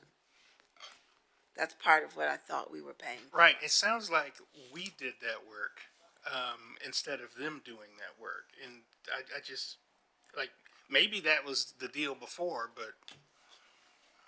And it does go back to those conversations. It's about creating the questions. And if you remember looking at the slides, a lot of it asked why. Just because you have more minutes of science at one school and less at another doesn't necessarily mean that that's a bad thing or a good thing.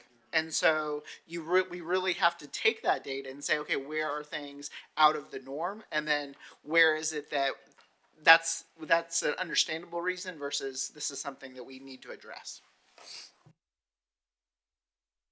Okay. Yes. So then, how much did that change the ABL reduction to? Or we? I believe it was only about all in just for the ABL portion. It was only about 400,000 because it was Wanchi, Robertson, the specialty campuses that we had to adjust them so that we weren't undoing things that we designed in those special campuses. Okay, so last example is when I say we had tweaks to clerical and to CTE. So an example, and this one's a bit verbose, with Dekaney High School. So we'll use them as an example. So the list of reductions that we brought said that we were going to reduce the clerical aid 2 positions. And then we were also going to reduce the total number of paraprofessionals by another 2. So they would have lost a total of 3. But then if you go a little further down in the list of reductions, we created a matrix that said that based on the size of a campus, that campus would receive 1 Sims clerk, 2 attendance clerks, et cetera. And so once we started applying all of the things in the list, they actually, instead of losing 3, they only netted a loss of 1 because yes, they lost those 3 para positions, but then based on their size, we gave them 2 attendance clerks. So then it was a net of 1. And so some of these things, you see it, it's up close and personal, and the principals push back when we get into those budget staffing meetings. And so then I look, there's no principals out there to nod and say, yes, we do. And then the third bullet point is ABL as it relates to a high school. So we had on the budget reductions, a loss of 1 CTE teacher at each high school in addition to ABL. But on the reduction list, it also had an asterisk that said pending the results of the ABL study. So if a campus like Dekaney, based on ABL with a moderate loss, they were supposed to lose 6 teachers. ABL says that you need X amount of teachers to operate at its highest level of efficiency at 35-1, and that's inclusive of all of your programs and all of your subjects. So what we didn't do is we didn't say you're going to lose 6 based on what ABL says, and then you're going to lose another CTE teacher. They may have lost a CTE teacher just based on their master schedule and the number of teachers they had to lose, but we didn't say you had to lose 6 plus the 1. Does that make sense? So that way, instead of them losing 7 teachers, they only lost the 6. And I shouldn't say only because I know that 6 is important, but they lost 6 and not 7. So those are just intricacies as we got into the development of the preliminary budget. So I thought Dekaney was considered one of the more efficiently run campuses, so why would they need additional cuts? Based on the ABL results, they were one of the more efficiently run campuses, but they were still slated to lose 6 based on the formula and the calculation. And I think Westfield, I'm looking for Ms. Walker, Westfield lost 8. So there's where you can see the difference between the two. And remember, they looked very efficient because they had a lot of vacancies. Yes. And so they made do with what they had, and those vacancies weren't filled. So when you look at losing 6, it's what they had already done on their own. So when they closed positions, they were closing vacancies in reality. The ABLE report showed the FTEs that were filled and looked at that efficiency versus the Manning table.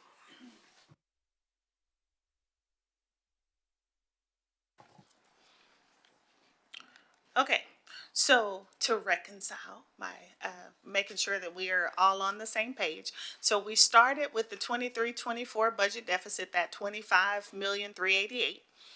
We identified $14 million in reductions.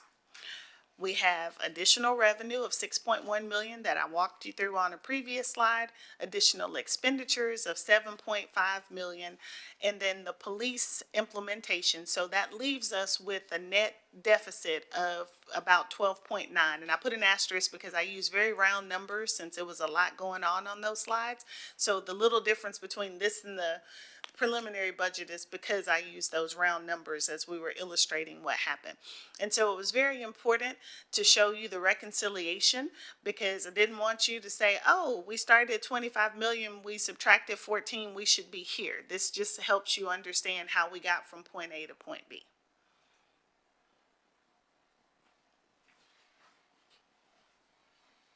Any questions? So here's the preliminary budget again, but just making sure that you understood how we got there and how we got to the 12.9. And just to put it in context, when we brought it to you in April, we were right at about 12 million. But I wanted to make sure you saw how we got from the right at about 12 to right at about 13.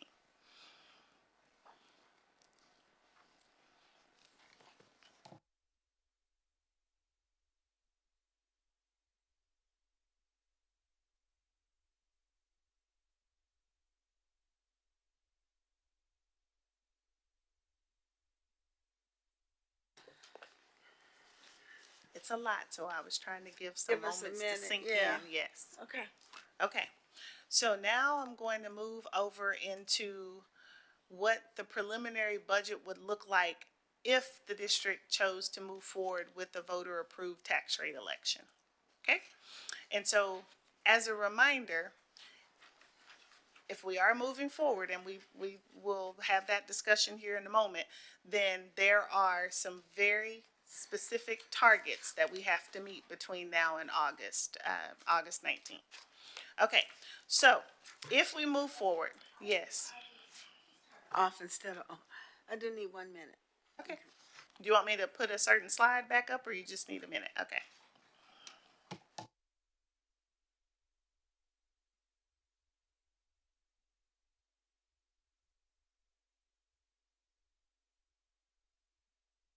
Thank you.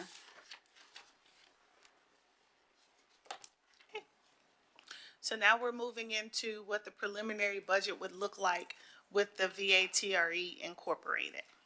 Okay? So, and it's purple intentionally, so we can tell the difference between the two. So the purple version is the Vader version. Revenues all remain the same, with the exception of the additional revenue that's available with the three golden pennies and 2 copper pennies.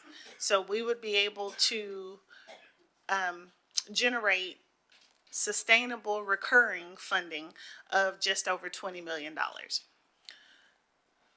If the district moves forward with the Vader and the Vader is successful.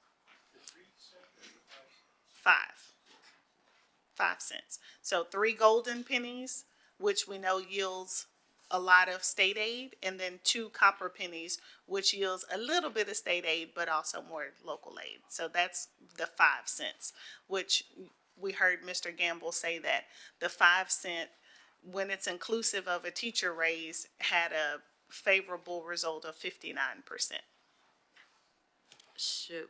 Could we or should we also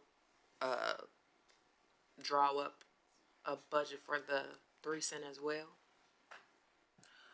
Yes, and so we can, and the vast majority of this 20 million is coming from the golden pennies. And I'm trying to remember exactly what the difference is. I want to say it's about 2.5, 3 million different between the 3 and the 2. And that's because the golden pennies yield so much state aid. Mm-hmm.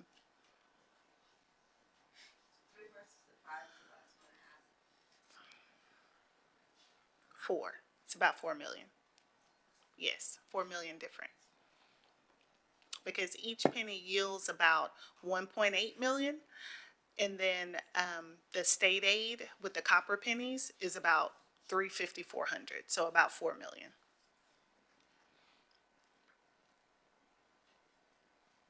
Thank you. And so the other thing to mention here is that this is showing a compensation model that would impact the bottom line. And so it shows the revenue at 5 cents, but it also shows the compensation. And so if there are more questions on the preliminary, then I can answer those questions. But if not, then I was going to hand it off to Dr. King to walk you through those compensation models. Just real quick, the 20 million, that was per year, and that was based on 5. That's correct. Correct, okay. Reoccurring 20 million That's correct. that we can then Yes. talk about how we want to use. Both the revenue and the expenditures will be recurring.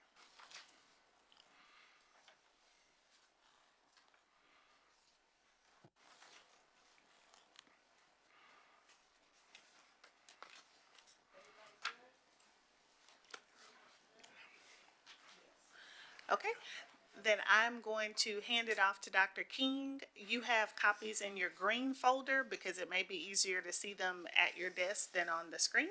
And with that, Dr. King. Yes, good evening, President Durant, members of the board, Dr. Hinojosa, members of the senior leadership team, and guests.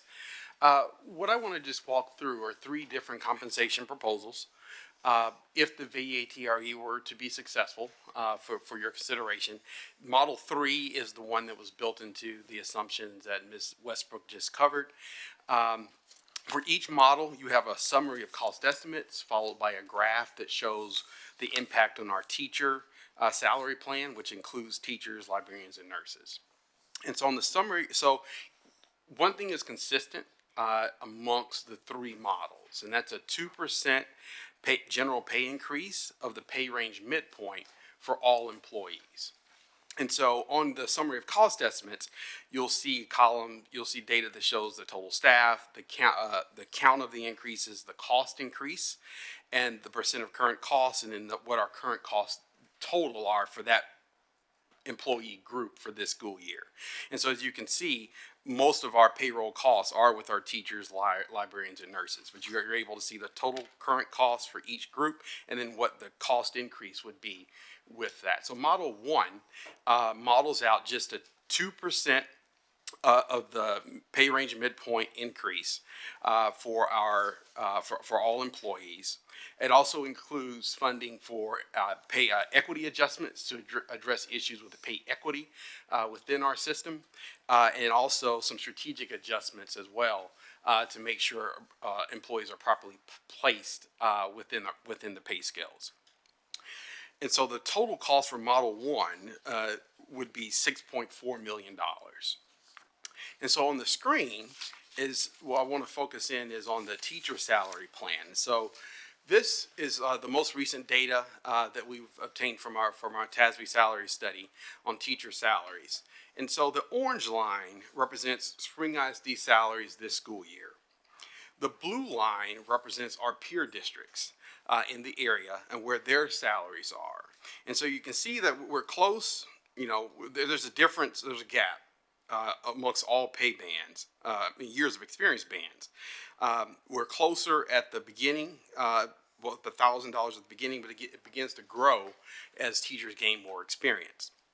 The green line represents with just a 2% increase of the pay range midpoint for teachers, which is $1,350.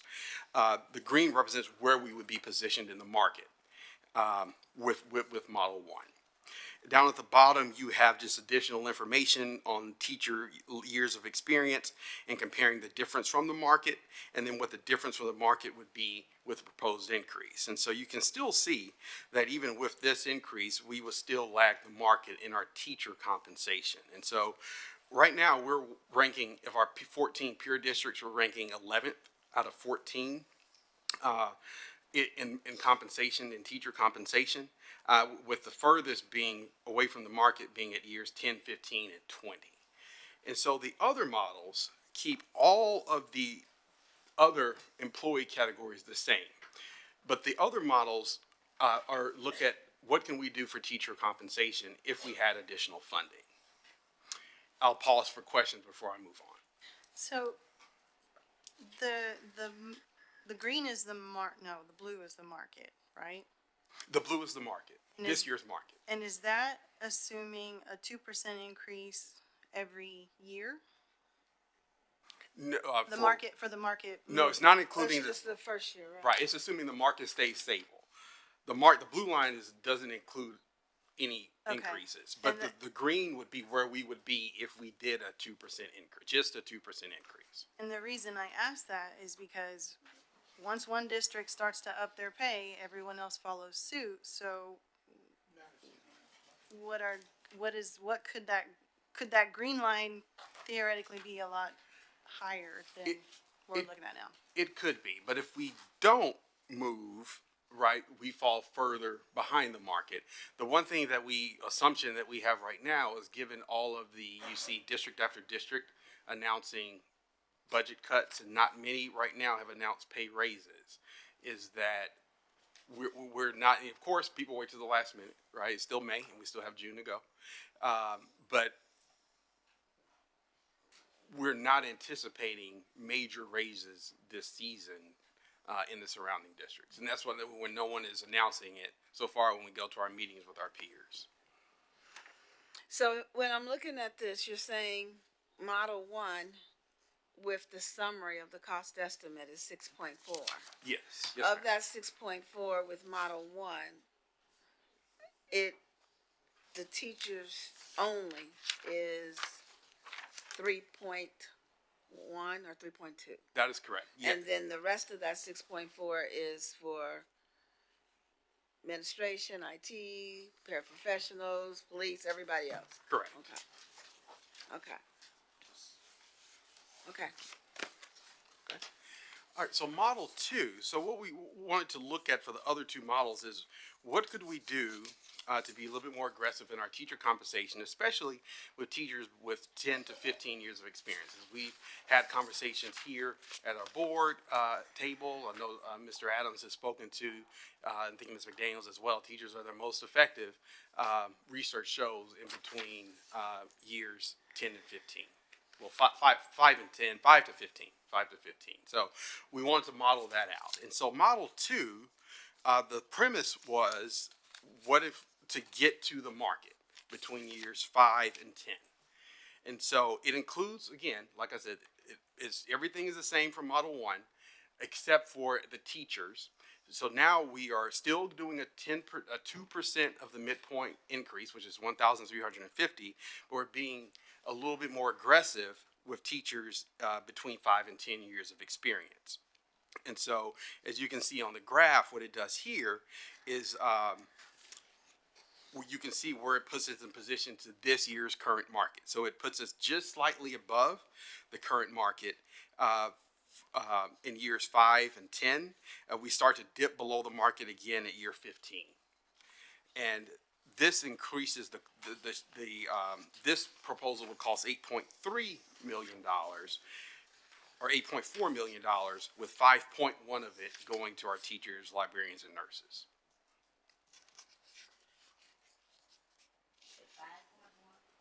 Yes.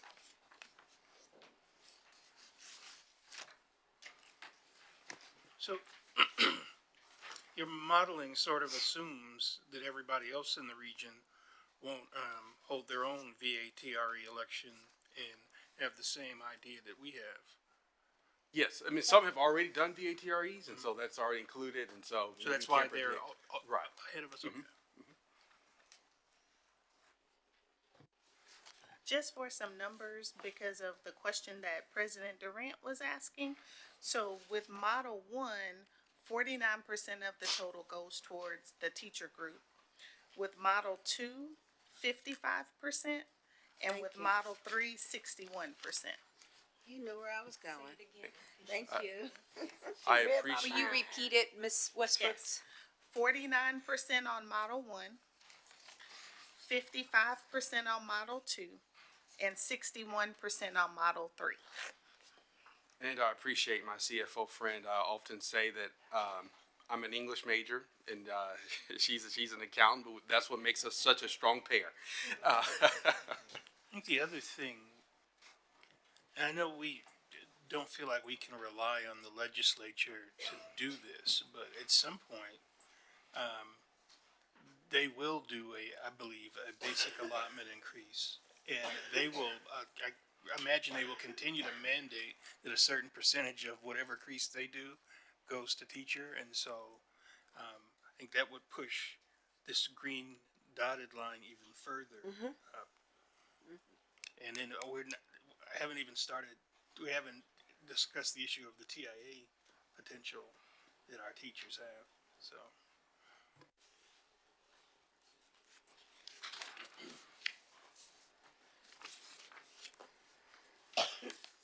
Keep going. Okay. All right, and so model 3, which is the recommended model, the premise here was, okay, to exceed the market, to where could we, between years 5 and 10. And that had a residual effect on years 15 as you're trying to model and keep a progression of a pay system. And so with model 3, we exceed the market with years 5, 10, and 15. And you can see it's quite a difference in those years of experience for our teachers, and some teachers in that years of experience under this model will receive, in addition to the 2% of the midpoint increase, which is $1,350, they will receive additional strategic adjustments, which would represent, for some of those years of experience, up to 6.5% general pay increase from where they currently are. This model, that brings the total costs 8.3 37. To eight, you know what, I think I was reading off of, I think when I was reading the Model 2 numbers, I'm not sure if I was reading from Model 2 or Model 3. Sorry, and that may have caused some confusion. Model 2, the percentage, the total cost for teachers is $3.9 million, and the total cost of Model 2 is $7.2 million. My apologies. Model 3 is the total cost for teachers is $5.1 million, and the total cost of that pay increase is $8.3 million. But 61%, you said, Ms. Westbrooks, of that goes to teachers. And this would put us position us very well in the market, and give us the ability to recruit and retain teachers in their most effective years. And so that's why this became the recommended model if we pursue a VATRE and a VATRE were to be successful. Should the Vader pass, how long does it sustain? So the Vader would pay for this raise. And so it would sustain that raise indefinitely, so long as we don't have any other just complete shift as far as enrollment or attendance or anything like that. It'll sustain this raise. It won't pay for a raise on top of that, but it'll sustain this raise because the revenue would be recurring. I mean, how long does the revenue, how long is it recurring? Just in the model. indefinitely? That's just the- Indefinitely. Yes, because it becomes a part of our funding formula. Because as the tax rate changes, then the state now funding our new formula. formula. Exactly, Okay. exactly. Mhm. So, can I ask a Yes, question yeah. that might actually answer yours? Have we modeled out, because this is assuming the Vader passes and it's based on current values, right?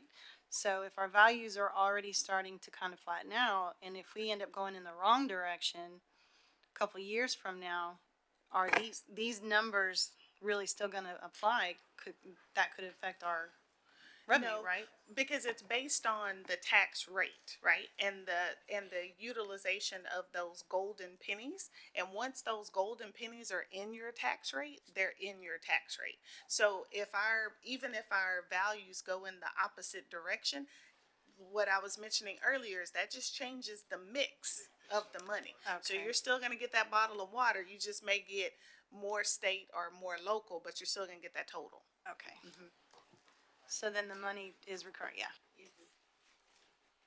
And Ms. Westbrooks, just to clarify, it would maintain this proposed salary indefinitely, but we could not do additional pay increases year after year. No. Just what we are looking at here, that would maintain. That's correct. That's correct. Barring no other significant changes to our enrollment or anything like that. Well, it would put us where some members of the legislature have said we should be, which is the state is the one that gives teachers raises. And then teachers can hold the legislature accountable for their raises every year, so. That was I don't remember which one of the special call sessions, but that was a part of one of the special call sessions, but it didn't pass. And it was to put that recurring money into the funding formula. So we may see that come back in the next legislative session, possibly.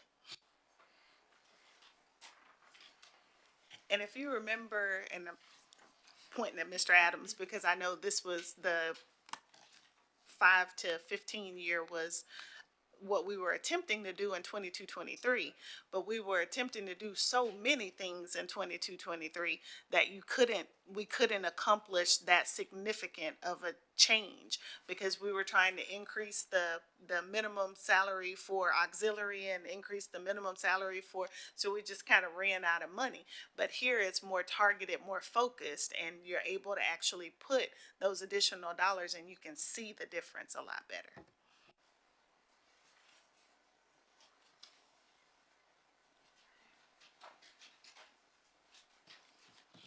Okay, so to just kind of wrap things up a little bit, I do want to go back to the Vader discussion and just because we're at that time where we have to make some decisions about which direction we want to go in next.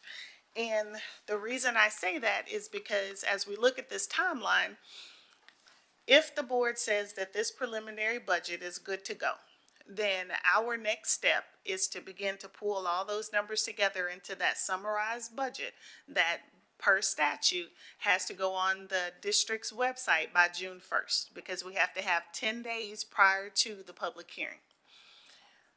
The public hearing would take place on June 11th, and so that's when the 24-25 budget would be adopted. So here's where the VADR comes in. If the district chooses to move forward with the VADR, we have to pass our budget first, and we have to pass a tax rate that exceeds the voter-approved tax rate. And so what we would do is that we would pass our budget on June 11th with that TRE revenue included in that budget. On August 8th, we would actually adopt our tax rate. Based upon the July taxable values, we would adopt that higher tax rate, either it's 3 or 5 cents, and we'll get to that in just a moment. Because you have to adopt that higher tax rate, which triggers the need for the VADR. And so at the work session on August 8th is where we would adopt that higher tax rate, and then August 13th, you have a little bit of time. So the absolute latest day that the board could take action and call the election is August 19th. August 13th just happens to be the regularly called board meeting. So if we want to utilize August 13th, then August 8th is when we would need to actually adopt that tax rate, assuming no one wants to have a meeting in July. No, okay. So we would be looking at August. So for this evening, we do kind of need to make some decisions. And I think the first decision is whether or not there's any additional information that you need related to the preliminary budget that you saw today. So that's question number 1.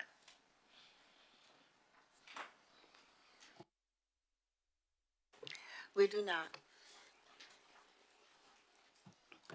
Question number 2 is it the intent for the board to continue moving forward with the VADR? The VADR. And if so part 1, are we moving forward? Part 2, 3 cents, which would close the funding gap, or 5 cents, which would close the funding gap and allow for the compensation model that we just talked about. And recall that this version includes the Model 3, which is the one that has 61% of the total going towards teacher compensation and pushes that 5 to 15 year above the current market.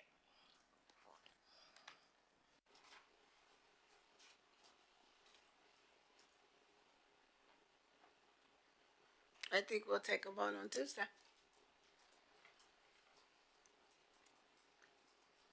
Any other comments? Okay, So the item study will- all your data, all your information, and Yes. ask questions on the weekend and Monday or tomorrow.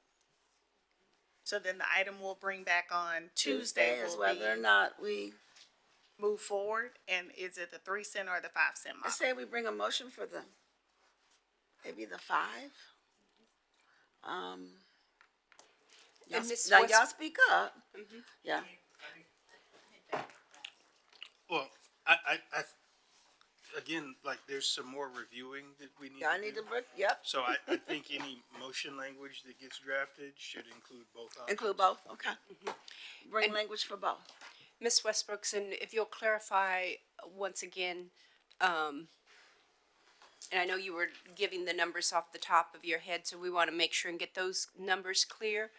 The 3%, The 3 cents. I'm sorry, the 3 cents are the golden pennies, which would generate approximately It's the vast majority of this. It would generate about 16 million. 16 million, and then Yes. adding the additional 3 cents would generate the 20 million. That's correct. Adding When- the additional Additional 2 2 copper cents to pennies. get Yes. to a total of 5. Good, thank you. Would generate the 20.4 million. Yes. And so we have a budget deficit of 12 million, almost, I want to make sure and get the right number, 12 point, which is 13 million.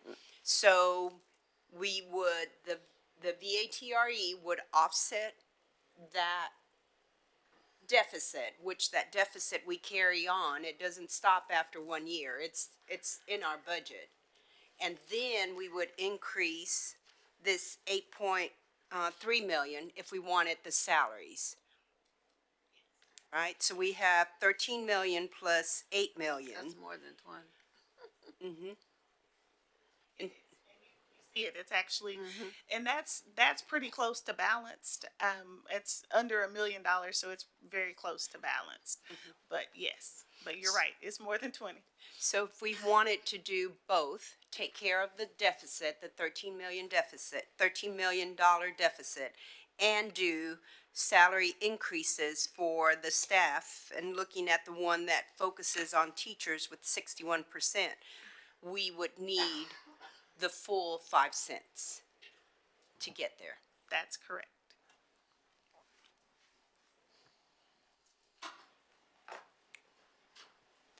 I just wanted to remind us that the survey indicated that the public has an emphasis that we also have, and that is to make sure that our teachers get the raises they deserve.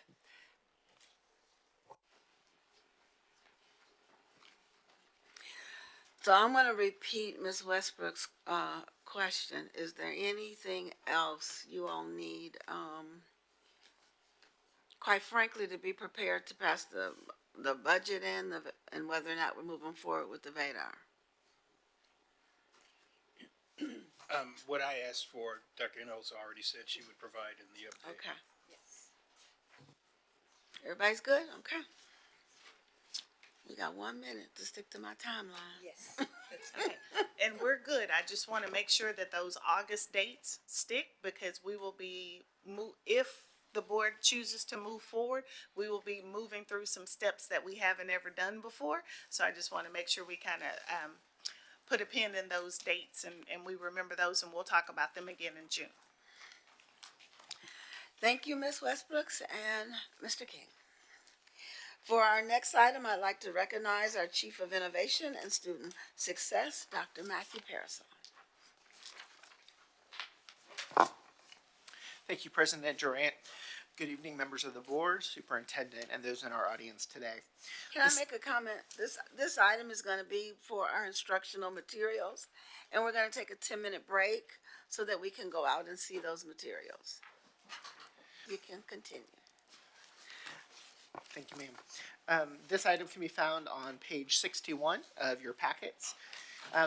Last month, we brought forward through academics and school leadership the proclamation component tied to our science curriculum. The state also issued, as part of the proclamation, updates to several CTE areas. Instead of doing all CTE at one time, as in the past, they've now broken it up over multiple years. So you'll start to see this trend moving forward as the core content area as well as CTE is brought forward.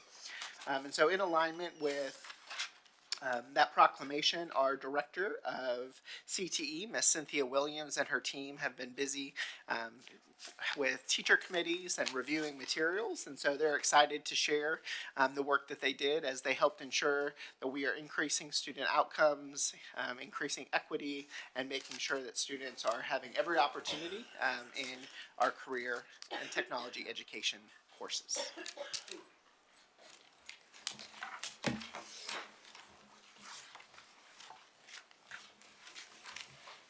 Good evening, President Durant, Dr. Hinojosa, members of the board. We are excited to bring to you the instructional adoption process and resource selection for several clusters in the CTE 2024 proclamation. I have with me Mr. Randolph, our CTE technology specialist, and Ms. Redmond Jones, our CTE coordinator. So our what? We focus primarily on the student outcomes and the resources that will prepare our students to be college and career ready, critical thinkers, and problem solvers. As you know, our work is always grounded in the district's theory of action with the aligned curriculum, corresponding progress measures, supported by differentiated professional development and implemented with fidelity. We know that this will result in student achievement.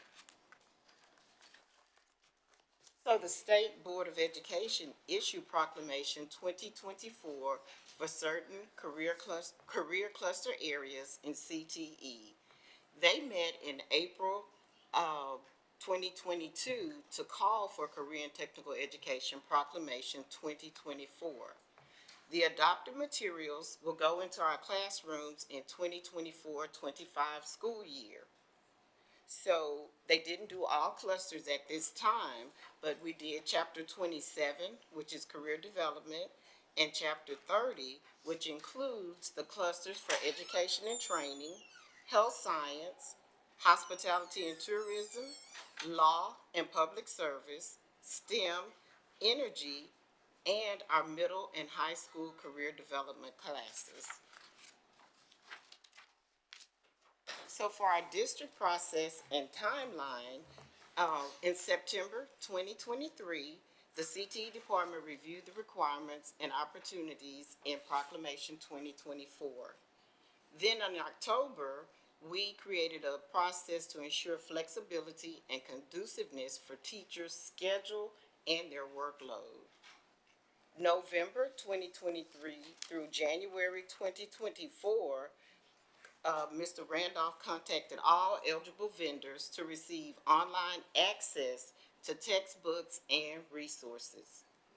Then, in February 2024, we disseminated an online survey that included access to review all eligible textbooks and resources.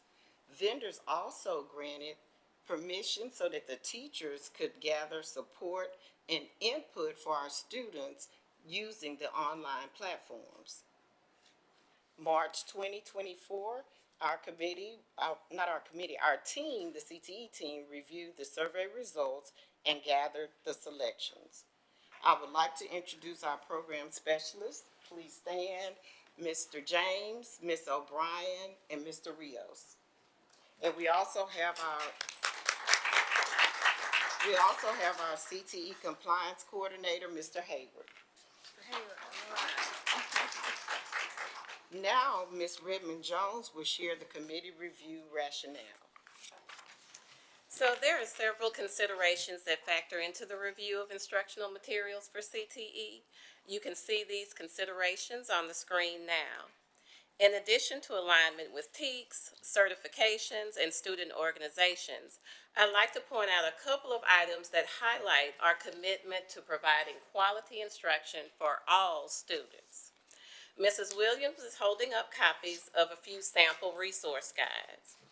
Instructional tools were selected that support special populations, giving our instructors strategies to support struggling, emergent bilingual, and gifted learners. Content is provided in a variety of modes: printables, editable presentations, videos with script options to enhance accessibility features. This allows learners and teachers to manipulate colors, text size, audio and language options to meet the needs of our learners. There are even toolkits to support the integration of social emotional learning. Examples will be available at the hallway displays. Our teachers have industry experiences, and they are our content experts. And it was important to give them a voice because they are a diverse group. Some are seasoned CTE educators. Some are newly transitioning from industry. Some have been the only person teaching their course or program at the campus. As you can see, this broad review team represents a diverse group across both high school and middle schools. They were given unlimited access to resources to explore and use with students for a minimum of 2 weeks. Interacting with the content and teacher resources allowed them to make informed decisions about their programs as a team, as you will see in the coming slides. Say, we will now briefly share with you the textbooks and resources that were selected, but you will be able to view the online resources and some of the hard copies in the hallway. So for career development in middle and high school, for our high school, which we teach the career preparation course for our work-based learning, we selected GW. And then for the middle school career and college exploration classes, they went with ICEV. And then for our education and training pathway, you can see the different courses that are listed and the publishers, GW, ICEV, and Cengage. In hospitality and tourism, we have the culinary arts pathway and the culinary arts baking and pastry. They also selected textbooks from GW, ICEV, and they added Savas. For law and public services career cluster, there's law enforcement, criminal justice, pre-law pathways. Again, ICEV came as one of the selected resources, McGraw-Hill and Cengage. Our health science cluster covers the pathways of dentistry, EMT, general medicine, nursing, pharmacy, and pre-medical studies. Again, ICEV, and we have a new one, Elsevier and NHA. For STEM, which has our engineering pathways, systems engineering, and computer programming pathways, GW, ICEV, and Code High School. The other career cluster areas will adopt textbooks during future proclamations as determined by TEA. We wanted to make sure that we had equity assurance so that women and minorities are represented with non-traditional careers. There were opportunities for text reflections to support literacy. It includes tools that support differentiated instructional strategies for our special populations, culturally relevant and responsive to the needs of students and industry standards, and it includes diverse real-world examples aligned with industry expectations, requirements, and certifications. And that is our presentation, but will be available in the hallways to watch you and let you go through some of our online resources as well as looking at some of the hard copy texts. Any questions? I just had a question. I noticed in the health sciences, you have quite a few practicum programs. How are those handled? The practicums, those are the advanced level courses that our seniors take. And this year we are having textbooks for them to work on their certifications, for industry-based certifications. They also are doing internships and having a lot of guest speakers and business partners to come in and support them. Already have sponsors helping with those areas? Yes, ma'am. Okay.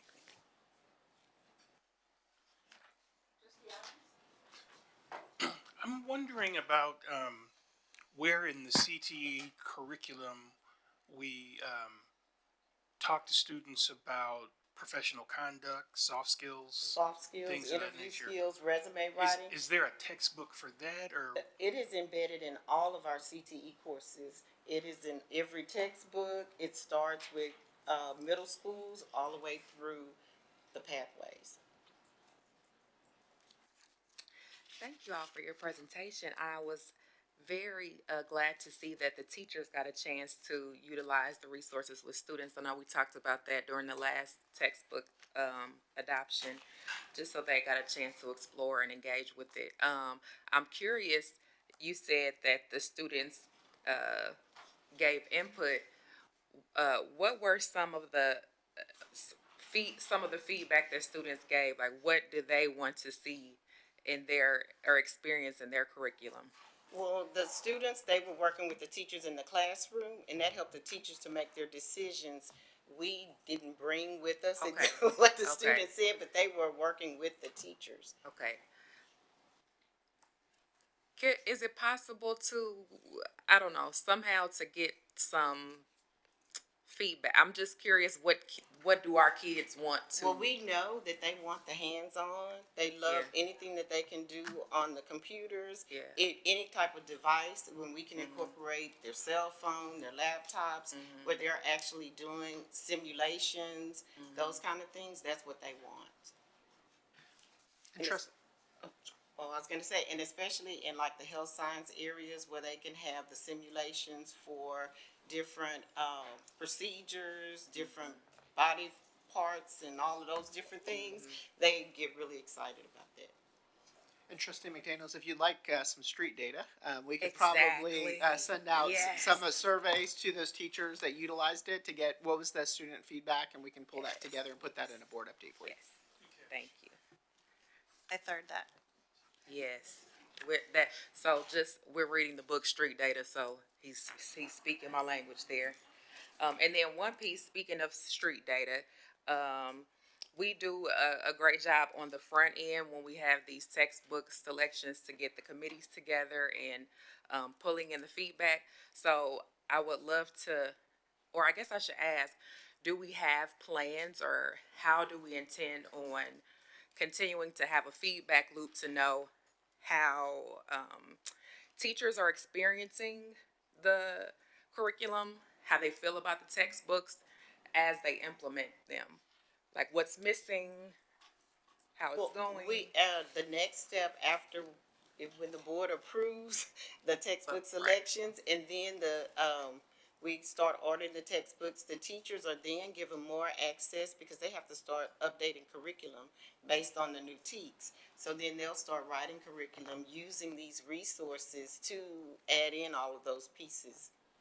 So what I mean is, so But once they get the At curriculum. the end of and the then- year. yes, so next year, after they've used the book for a year, how do we go back and say, how was ICEV? Did you like it? What is it missing? Oh, What resources might we need don't to know, add? 'cause they will come to us and they give us different feedback. Mm-hmm. They also talk about it during Job Alike Day. We Mm-hmm. bring in vendors over the summer to some of the PD sessions. Mm-hmm. They will be working with the teachers, making sure that they're implementing everything. And they do have revising curriculum. Mm-hmm. If something's missing from the first year over the summer, the teachers get together across the district and work on updating and revising. So just one, I'm trying to think system wise. So I would like to see some sort of system, because that could inform us to say, maybe we could come back and say, oh, we need to add, CTE needs more resources because X, Y, and Z did not work, or that And can another, improve the program. now that you said that, because we also have our advisory board that Mm-hmm. reviews the programs, and they make recommendations as well if they see Mm-hmm. that we're lacking something in whatever the resources we have, and if they make recommendations, we can bring Right, those to that's what you I as mean, well. I'm just trying, in the moment, leading indicators so that we Leading don't wait indicators. until the Yeah. next textbook adoption 5 years down the road to And say. the last one was in 2017. Exactly, to see what we actually need and if it's effective and if the kids are responding well and if the teachers actually feel like it's effective, so. It's a really good idea, because I think we're required to do this. Turn your mic on. We're mandated to do this whole thing by state law. And so that means we front load a bunch of stuff so that all the book vendors can get together and collect their checks. But I think on the other end of this, getting that critical feedback from the practitioners, from the student voice piece, to inform what they present to us later on, because textbooks are a high dollar, very fraught process in this country, but especially in Texas. And I want our fingerprints, our students and our practitioners' fingerprints on what that process looks like. So if we can come around again Yeah. And we'll pull together a plan of having periodic data points that we pull throughout the year. And that will also allow us, as we're working on that new curriculum implementation, to toggle our supports. I'll say that our CT team does regular professional development where they're break groups up by their pathways and clusters, as well as in the class support, part of that work that our program specialists who are here tonight do every day. And so we can, we'll go ahead and set up that schedule and let you know when those dates will be and provide you those periodic updates from what I heard was from our teachers as well as our students.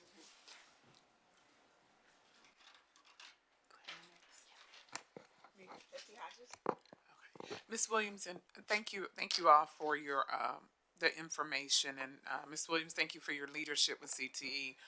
I have a question, I know, and this may be for, HR. Where are we on the vacancies in the CTE department? And are we going to have a strategic, communications plan to recruit, CTE teachers for the upcoming school year? Yes, and so currently, right now, I mean, we partner with our CTE program, finding industry personnel who come in to fill our vacancies in our CTE, and we bring in the school district teacher permits. Currently, right now, and we can always go back and look. CTE teachers are not a part of our identified shortage area. So I mean, we're able to recruit, but we can always, I will partner with Ms. Williams and her team to see if there are specific needs where she feels that we're struggling, and we can definitely add that to our targeted campaign. Because especially right now, this is the time to bring teachers in for the next school year. Okay. Ms. Williams, do we have a list of the vacancies in CTE? Yes, most of them have been, filled. I know we still have a few vacancies at, Westfield, but. All right, thank you.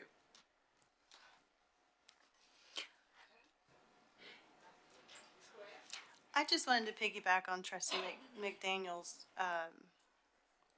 ask. And I think if I understand her clearly, you're mentioning checkpoints kind of along the way, but I think what she was saying was more of a definitive process that says at X time of year, this is our process, so that it's like an embedded system and not just kind of checkpoints, because it kind of sounds like we kind of do that already now in a way. There's feedback at the job alike, there's feedback here, but there's no concrete plan that says, okay, at this point of the year, this is the process we're going to use, and every year we're going to revisit this. Is that what you were saying? No? I think she's asking for an assessment. Once this is implemented with Fidelity and we get to the end of the year, let's assess the materials and make sure they met the needs. Were there gaps? Did it meet what the students needed? As well as our professionals and our teachers. That's what you're really looking for. A debrief at the end. What worked, what didn't work?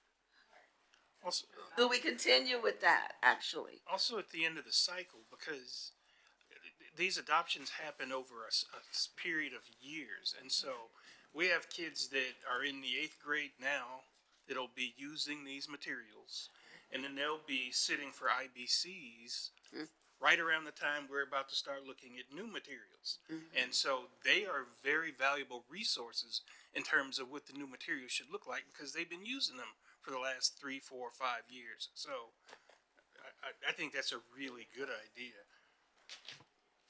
All right. I had a question. Ms. Williams, how many of these courses have certification exams at the end of them? Oh, yes, we have IBCs for all of the All of career them. cluster pathways. And so those aren't exams put together by Spring ISD. Oh, This no, is those are industry certifications. That's a wonderful metric right there. Thank you. Thank you very much. Ms. Williams and team. Thank you, Dr. Parasite. For our next item, I'd like to again look at people going. I forgot about a break. We need to go look at the materials, everybody. So let's take a break and try to Ooh. Let's kind of come back about 8:45. That sound good?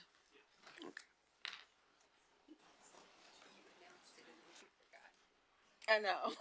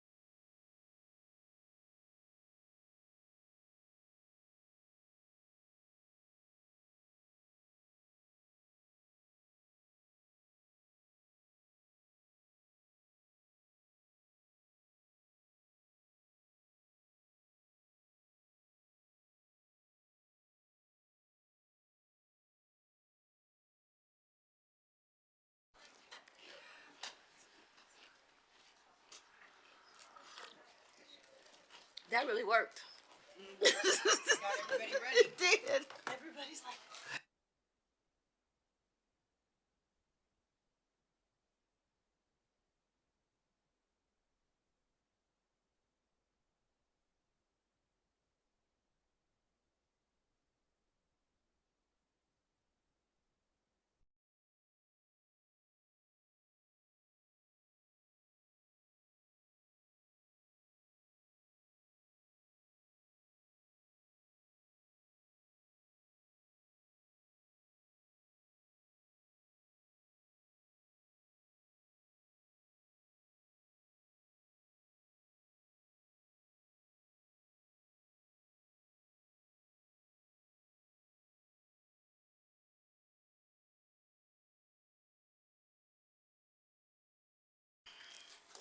For our next item, I'd like to recognize our Chief Financial Officer again, Ann Westbrooks.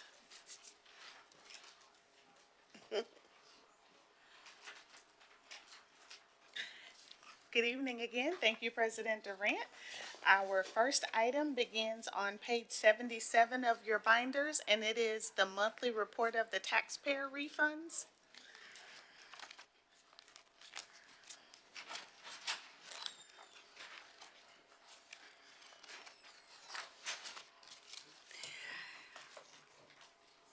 Are there any questions? You can continue to your next item. The next item, it begins on page 85, and it is the monthly report of cooperative purchases that exceed $50,000.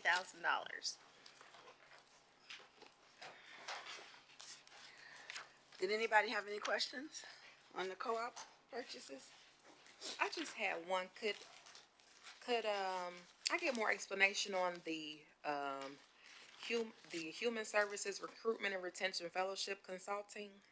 Sure, I'll hand that off to Dr. King, the USHCA item.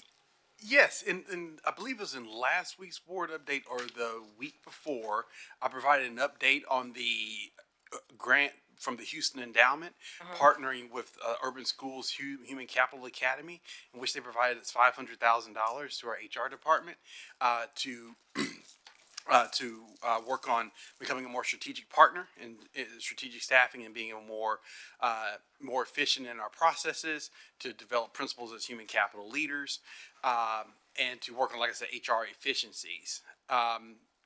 That update was in the board update about 2 weeks ago, just about where we are. We received the funds in January, and from Houston Endowment. And so what you have here are the payments to the Urban Schools Human Capital Academy for the services they've been providing. But there's a detailed update. I'll go back and refresh. Thank you. Yes. Mhm.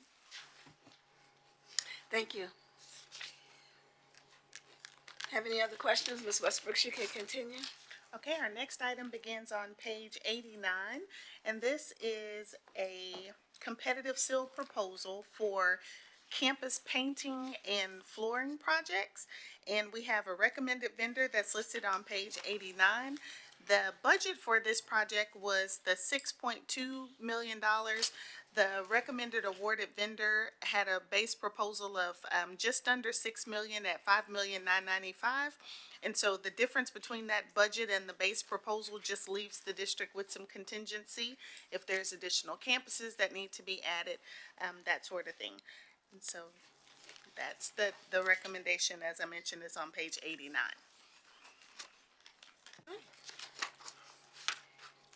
No questions? You can continue to your next item. The next item is a request for proposal for elevator maintenance services. And we have a recommendation for a primary and a secondary vendor so that we have the opportunity to have vendors available as needed. And so those two recommended, the primary and the secondary, are on page 93.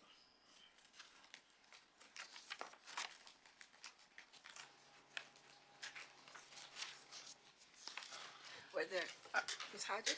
I did have a question. I had a communication with you, Dr. Hinojosa, about where we promote our vendors, our requests for proposals. Have we incorporated that particular site into that process?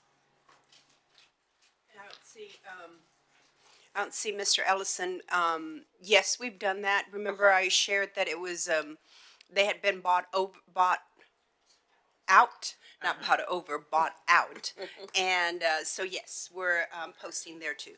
I wanted to look up the name of it, so I could make sure we had it, but now I don't even see it in my text communication with you. I don't know why that's weird. Okay. I just We'll wanted to double make- check and I'll have, Okay.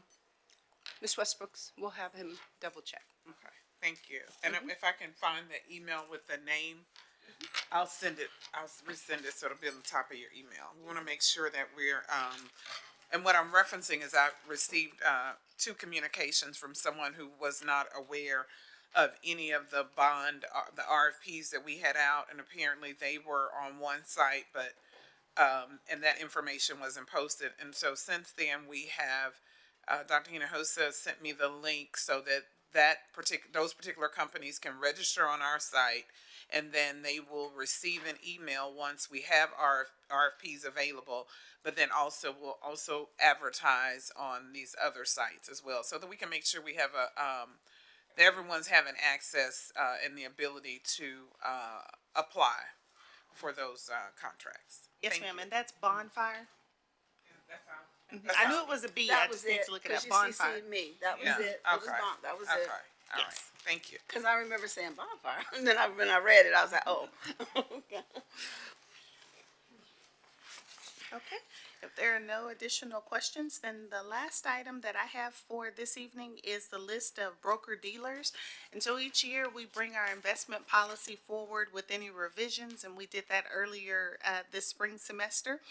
Once the investment policy has been updated, then we share that policy with any of the broker-dealers that the district utilizes for investment purposes. And they're required to sign off acknowledging that they, number one, acknowledge the district's investment policy, but also adhere to the Public Funds Investment Act. And we know with the investing of district funds, we have safety, liquidity, and yield. Those are our 3, in that order, our 3 objectives. Safety of our principal, liquidity, so we have funds available as needed, and then yield is last, and ensuring that we can earn some investment income when the opportunity arises. So we have our list on page 96 of the investment broker-dealers. These are primarily local government investment pools, and then, of course, we also work with Hilltop Securities, who's our investment manager that helps invest our portfolio. And lastly, PNC is the district's bank depository. So our payroll and accounts payable and the operating goes through PNC. I was just curious, how we determine who's on the list. Is it a pretty set list, or? No, anyone that is interested in doing business with Spring, they'll approach us. And so, with the local government investment pools, a lot of the rates are pretty standard amongst those pools, but we still like to monitor their rates, and from time to time, we'll diversify amongst them. So, they approach us, and we tend to know who the pools are and who's available. Thank you.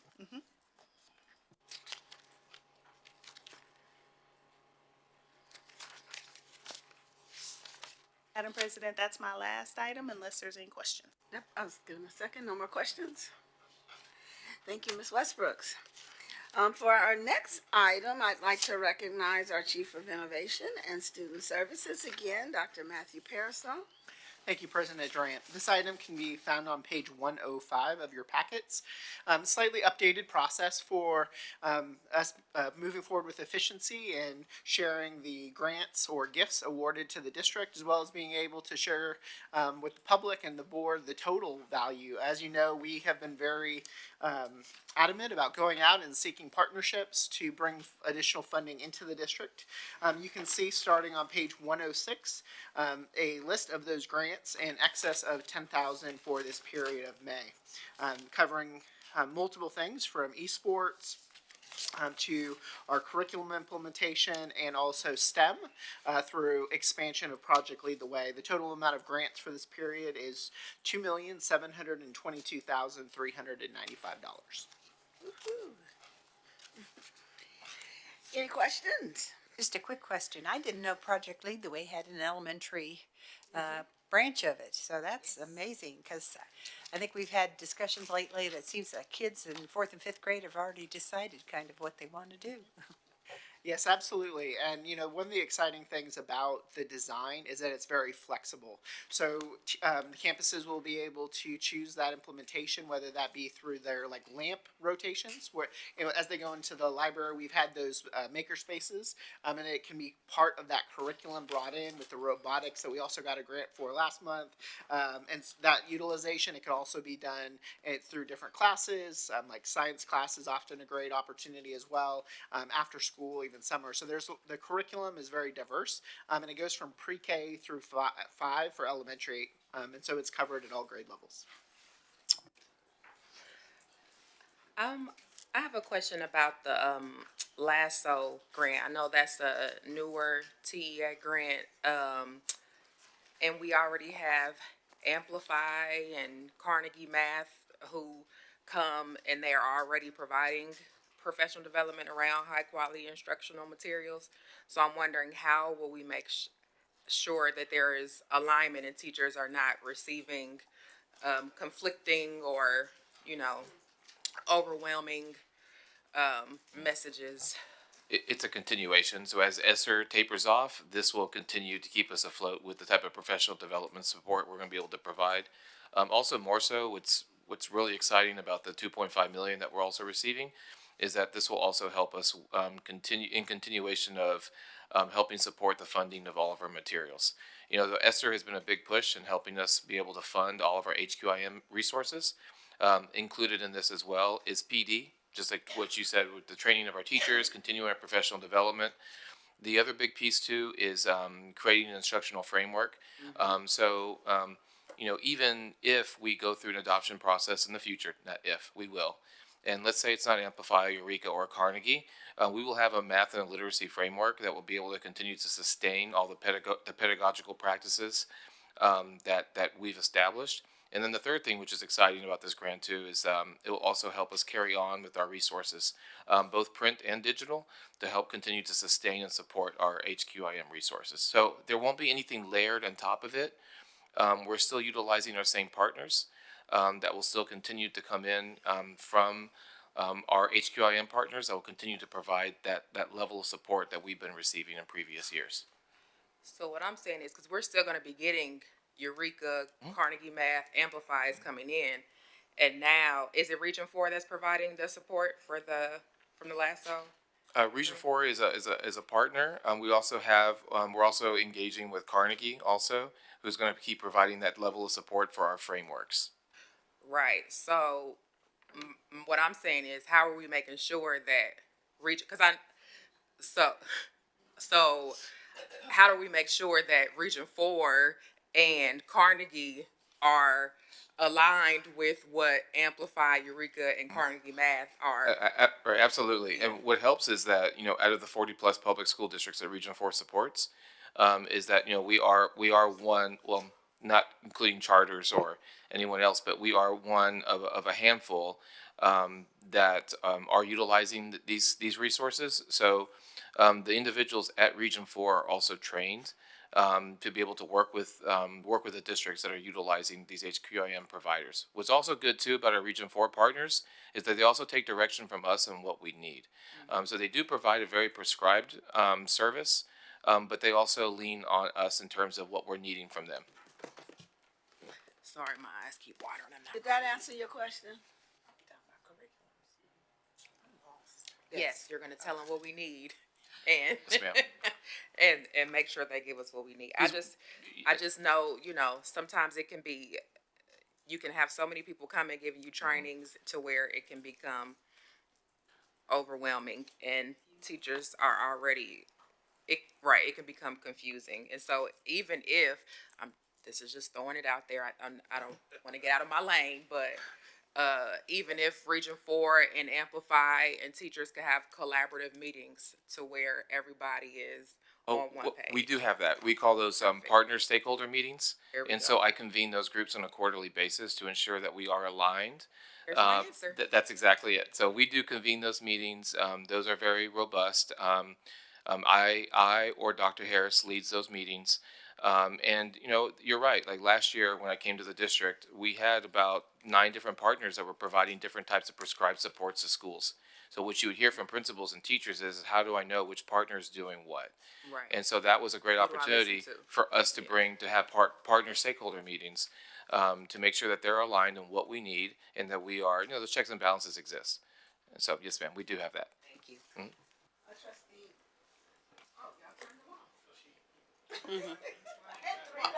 I know, I've been trying to get clarification on this for quite some time, but I know Amplify is grades K through 12, correct? Do we use apparently we don't use the K through 12 model, We only use them for K-8. K through 8? Yes, ma'am. Okay, so I guess what, is there not a, which probably not, because we have this discussion, it seems like every year we're buying a new curriculum. But there's not a curriculum that we can use that will follow our kids from K through 12. I don't, and maybe I don't have good enough knowledge, but but why can't somebody create that? That's a very good question. Since we have, since spring has gone through the CRIMSI process, the COVID recovery instructional material process, we really wanted to tap into the resources that were already TEA approved. To your question, you are exactly right. One of the only HQIM providers that actually provides a K-12 platform is Carnegie. And, you know, so, and even so though, Carnegie really starts in 6th grade, but Carnegie does go through high school. They're one of the providers that TEA has approved and endorsed that does go into high school. And we do have Carnegie 6 through 8, and we do have Carnegie now for Algebra 1, Geometry, and Algebra 2. But to your point, you're right. We don't have a standard-based ELAR curriculum that goes K-12. I really do wish that that was part of the CRIMSI package, but unfortunately it was not. And the same applies for Eureka. Because Eureka, we have K-5, and then we pivot to Carnegie for 6-8. And then, but Amplify, you know, at least we were privileged to have Amplify that was approved TEA endorsed curriculum K through 8. So you bring up a very good point. That was one of the first things that I'm sure all curriculum directors looked for when CRIMSI made itself available, was what do we have that we could absolutely standardize K-12? And TEA did not offer that opportunity at that time. So, I just wanted to follow up. So for clarification, we use Eureka K through 5. Yes, ma'am. Amplify K through 8. Yes, ma'am. Carnegie 6 through 8. And what are we using for high school? So Carnegie we do have also for Algebra 1, Geometry, and Algebra 2. And that's in Algebra 2. Yes, ma'am. Okay. So what else is used in high school for ELA? We actually have our providers through McGraw-Hill and Houghton Mifflin Harcourt that we've had long-lasting partnerships and long-lasting partnerships and contracts with. Yes, ma'am. I'm laughing. I used to have an English teacher that would say, "Pull out your Houghton Mifflins," but when Yes, you said ma'am. that, it just They go reminded decades me of her. back. Yes, ma'am. I do want to comment, and I'm glad that we continue to look at curriculum on a regular basis, but we have seen a little bit more consistency than we had historically. Yeah. Yes, ma'am. The consistency is important, not just for the students, but for the teachers. I think there's definite value in having diversity of curriculum materials for students, because we can't count on every learning environment they are being just like Amplify. Like Amplify does it this way, and that's the only way I know how to learn something. They need to be exposed to different creators of the content. What's important though is the teachers have time with the curriculum to develop the mastery of how to teach the curriculum. So I like the way that's being done. I always, when we're doing these textbook adoptions, I always look up and see if the materials are on Ed Reports. Do you do that? And they almost never are. And textbook adoption in Texas is, in my view, a little too political. And I don't think the state approved materials are always the best materials for student learning, but that's my opinion. We just have to remember the funding. So the original grant, Ms. McDaniel, was the T-class grant. And so that ended, and that's how we received our HQIM. So the Amplify, the Eureka, and Carnegie. All the professional development, all the consultants, that all ends now. So the second grant is the LASSO grant, which will help us continue this work.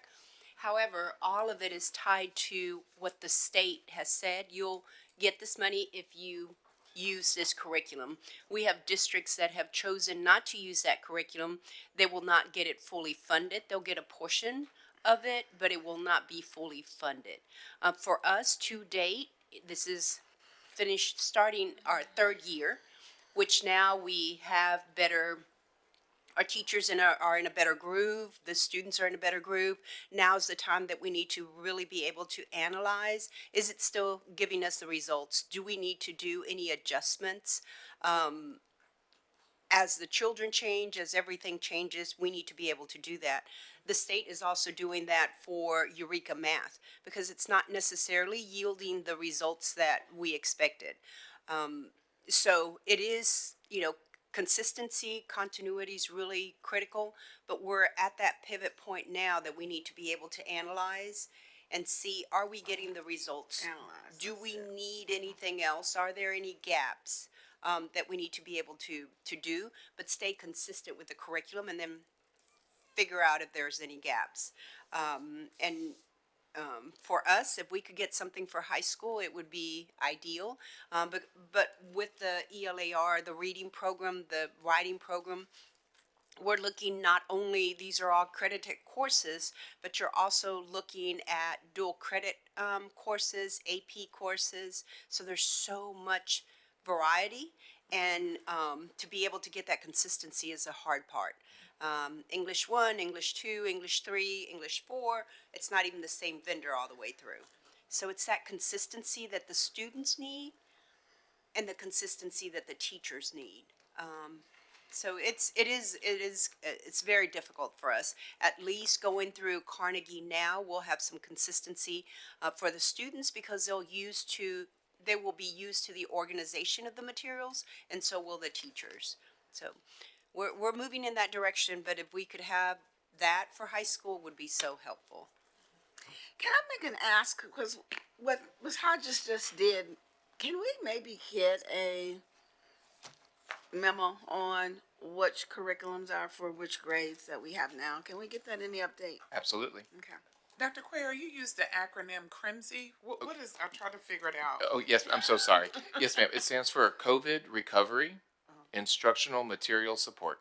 Okay. And that was offered by TEA as an opportunity for districts to sign on to get a reduced cost with TEA approved resources. Spring ISD was actually one of the few districts selected to be first recipients of the CRIMSI resources because we were also an SGS district, a System of Great Schools district, which they tapped into all SGS districts first to take advantage of these new release resources. So, Mr. Adams, I know that you did make the comment that not all state adopted resources are the best resources, but I do want to say also coming out of COVID, we were strained, financially. So getting these resources at a reduced cost, and TEA also shipped all the materials to us for free, and it was expedited shipping. So we were able to get resources quicker than usual than going through a normal adoption process. Yes, sir. No tongue biting. Trustee Hodges, your light's on. Did you have another additional question? Okay. Thank you so much for that update, both of you. I'm going to move on to our next item. Mark Miranda is unfortunately, he's unable to be with us today. So I'm going to recognize our Chief Rodriguez. He's going to come up. We are going to table the first item of the master job order contract for when Mark's with us on Tuesday. But Our chief of police is gonna take us through the next two. Yes, Thank ma'am. you so much. Good evening, Superintendent Hinojosa, President Durant, and trustees. Tonight, what I'm asking for here is pages, a lot of pages tonight. I'm asking the board to accept a memorandum of understanding with the Harris County Sheriff's Office for supplemental services. If there's any questions on exactly what that entails, I'd be happy to answer or address. I have a question. Yes, ma'am. Can you explain what changes from at where we currently stand? Nothing. This is something that's been in place for years before I even Okay. got here. This is just a renewal of that memorandum of That's what I understanding. wanted to make sure. Yes, ma'am. And it's how we partner with them, and I think it's working well. Yes, ma'am. Every agency in the county will partner with the sheriff's office in some form or fashion. Even the city of Houston, they partner with each other because just you never know when you need to call for extra resources, and it gets all that legal out of the way before, knock on wood, nothing ever happens. But if you need them, they're there. That's what it's for. Chief Rodriguez, that you mean on campus when they come, when you call them, like, is it just for on campus? No, or- ma'am, it could be for anything, not necessarily on campus, in fact, almost never. This would be for, we utilize them if, we book a adult prisoner into the county jail. The sheriff's office runs the jail. We have an agreement that we're allowed to use those jail facilities. If we, for some reason, we were to have a major, scene of some kind, they would offer additional support from their patrol services. They could offer, additional crime scene services, things along those, that nature is what it would be for. So it's not just limited to our campuses, It's, to our boundaries. yes, ma'am. Yes, ma'am. Trustee Adams? What's the length of the, I'm not finding, what's the length of the term? They're normally renewed, I believe this one is it a 2-year or? It Or said 1 year. 12 months on page I 113. believe it's 12 months. There's different MOUs, but I believe this one's 12 months, sir. Are we doing this every 12 months with the sheriff's office? As far as I understand, again, this is my first year as chief here. I know things, during COVID, a lot of those MOUs got, pushed aside and for other things, but, It's on page 113. I knew that when I came on board, that it needed to be re-upped, and so here we are with this. Oh, there, I But see yes, I see it. we In will do general, this. generally, they probably automatically renew. I don't have my binder in front of me. I need to pull it up, but I these just would don't usually remember auto-renew. ever seeing this before. Maybe I did and just forgot, but, the only other question, I guess, for Mr. Binkley is there any change in any of the provisions of this MOU from previous iterations? I'm gonna be quite honest, I don't know right now off the top of my head. We've certainly, this has gone through the routing, we've reviewed it, but we can provide those details. I'm gonna speculate here for a second, just based on memory, and it's been a long week, so forgive me if I'm wrong, but I think the sheriff's office may have actually updated their template a little bit. Overall, the level of cooperation between the two departments will remain, essentially the same. And you may remember too, under, I believe it's state law, we are required to enter into MOUs with surrounding agencies to ensure I cooperation. understand, I was just and curious communication. if. So any can we just pull provisions this from changed. consent on Tuesday, and you can bring and let us know if there's any changes? Yeah, for sure. Okay. We'll go back and look at the last one. Absolutely. Thank you. My question would be, I'm sorry. It's okay, go ahead. So this is Harris County Sheriff's Department. And have we done anything with the constables? Do we have a formal agreement with them as well? So, no, the Harris County Sheriff's Office is, in the state of Texas, the sheriff is the chief law enforcement agency of any county. The constable's office is one of our best assets and, partners in this. However, they still fall under the Harris County general umbrella.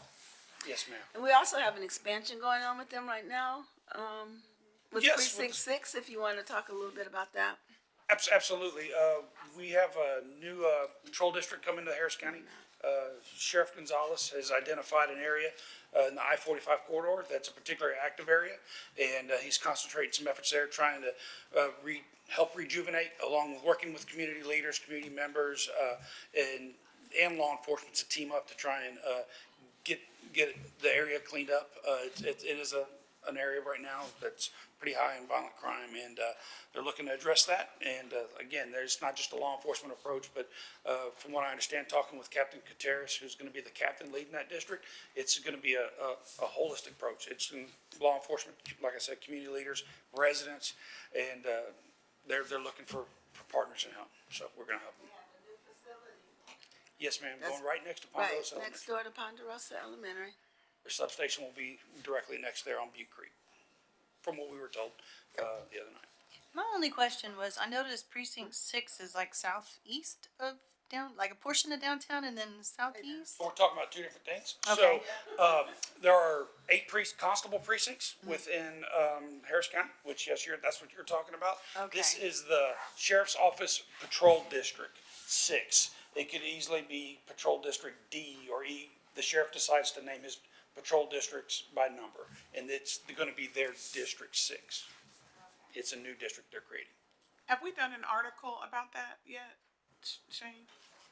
About the new District 6? No, about the partnership between, We haven't done, we've always had a partnership even Yeah. before I got here.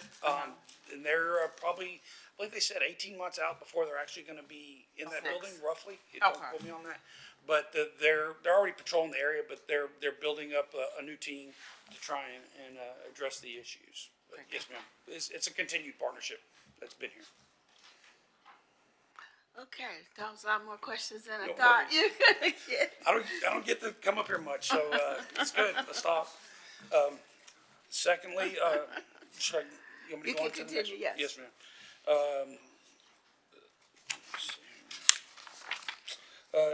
We're gonna have a discussion of the district-wide intruder detection audit report on findings, and the board will receive an update on the intruder detection audit in closed session. In closed session, thank you. Any more questions for Chief Rodriguez? All right, thank you. I had a question. Oh, you almost got away. Is it, no, it's a simple one. Is it Rodrigue or Rodrigue?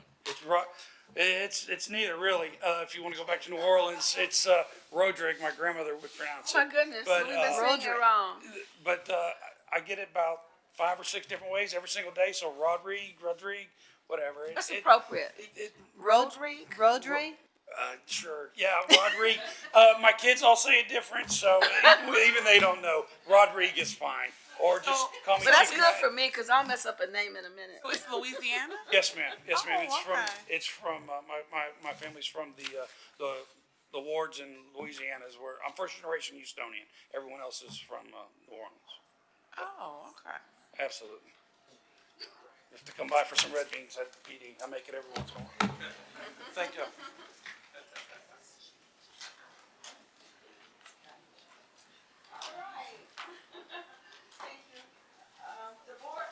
My speaker's on. The Board of Trustees will now recess this open session and convene in a closed meeting in accordance with Texas Open Meetings Act, Section 551.071, 551.072, 551.073, and 551.076. No voting will take place in the closed session. Any action the board wishes to take as a result of the discussion in the closed meeting will take place after the board reconvenes in open session, and the time is now 9:24 p.m.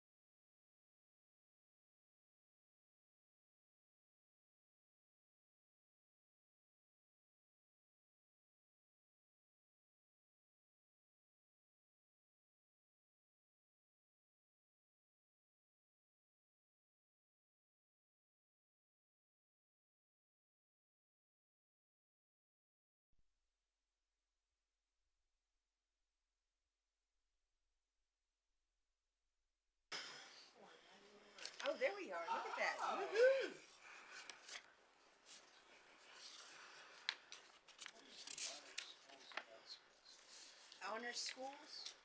What is it or when is it? What is it? It's, remember we partnered with the Houston Loves Teachers, Houston Sports Authority,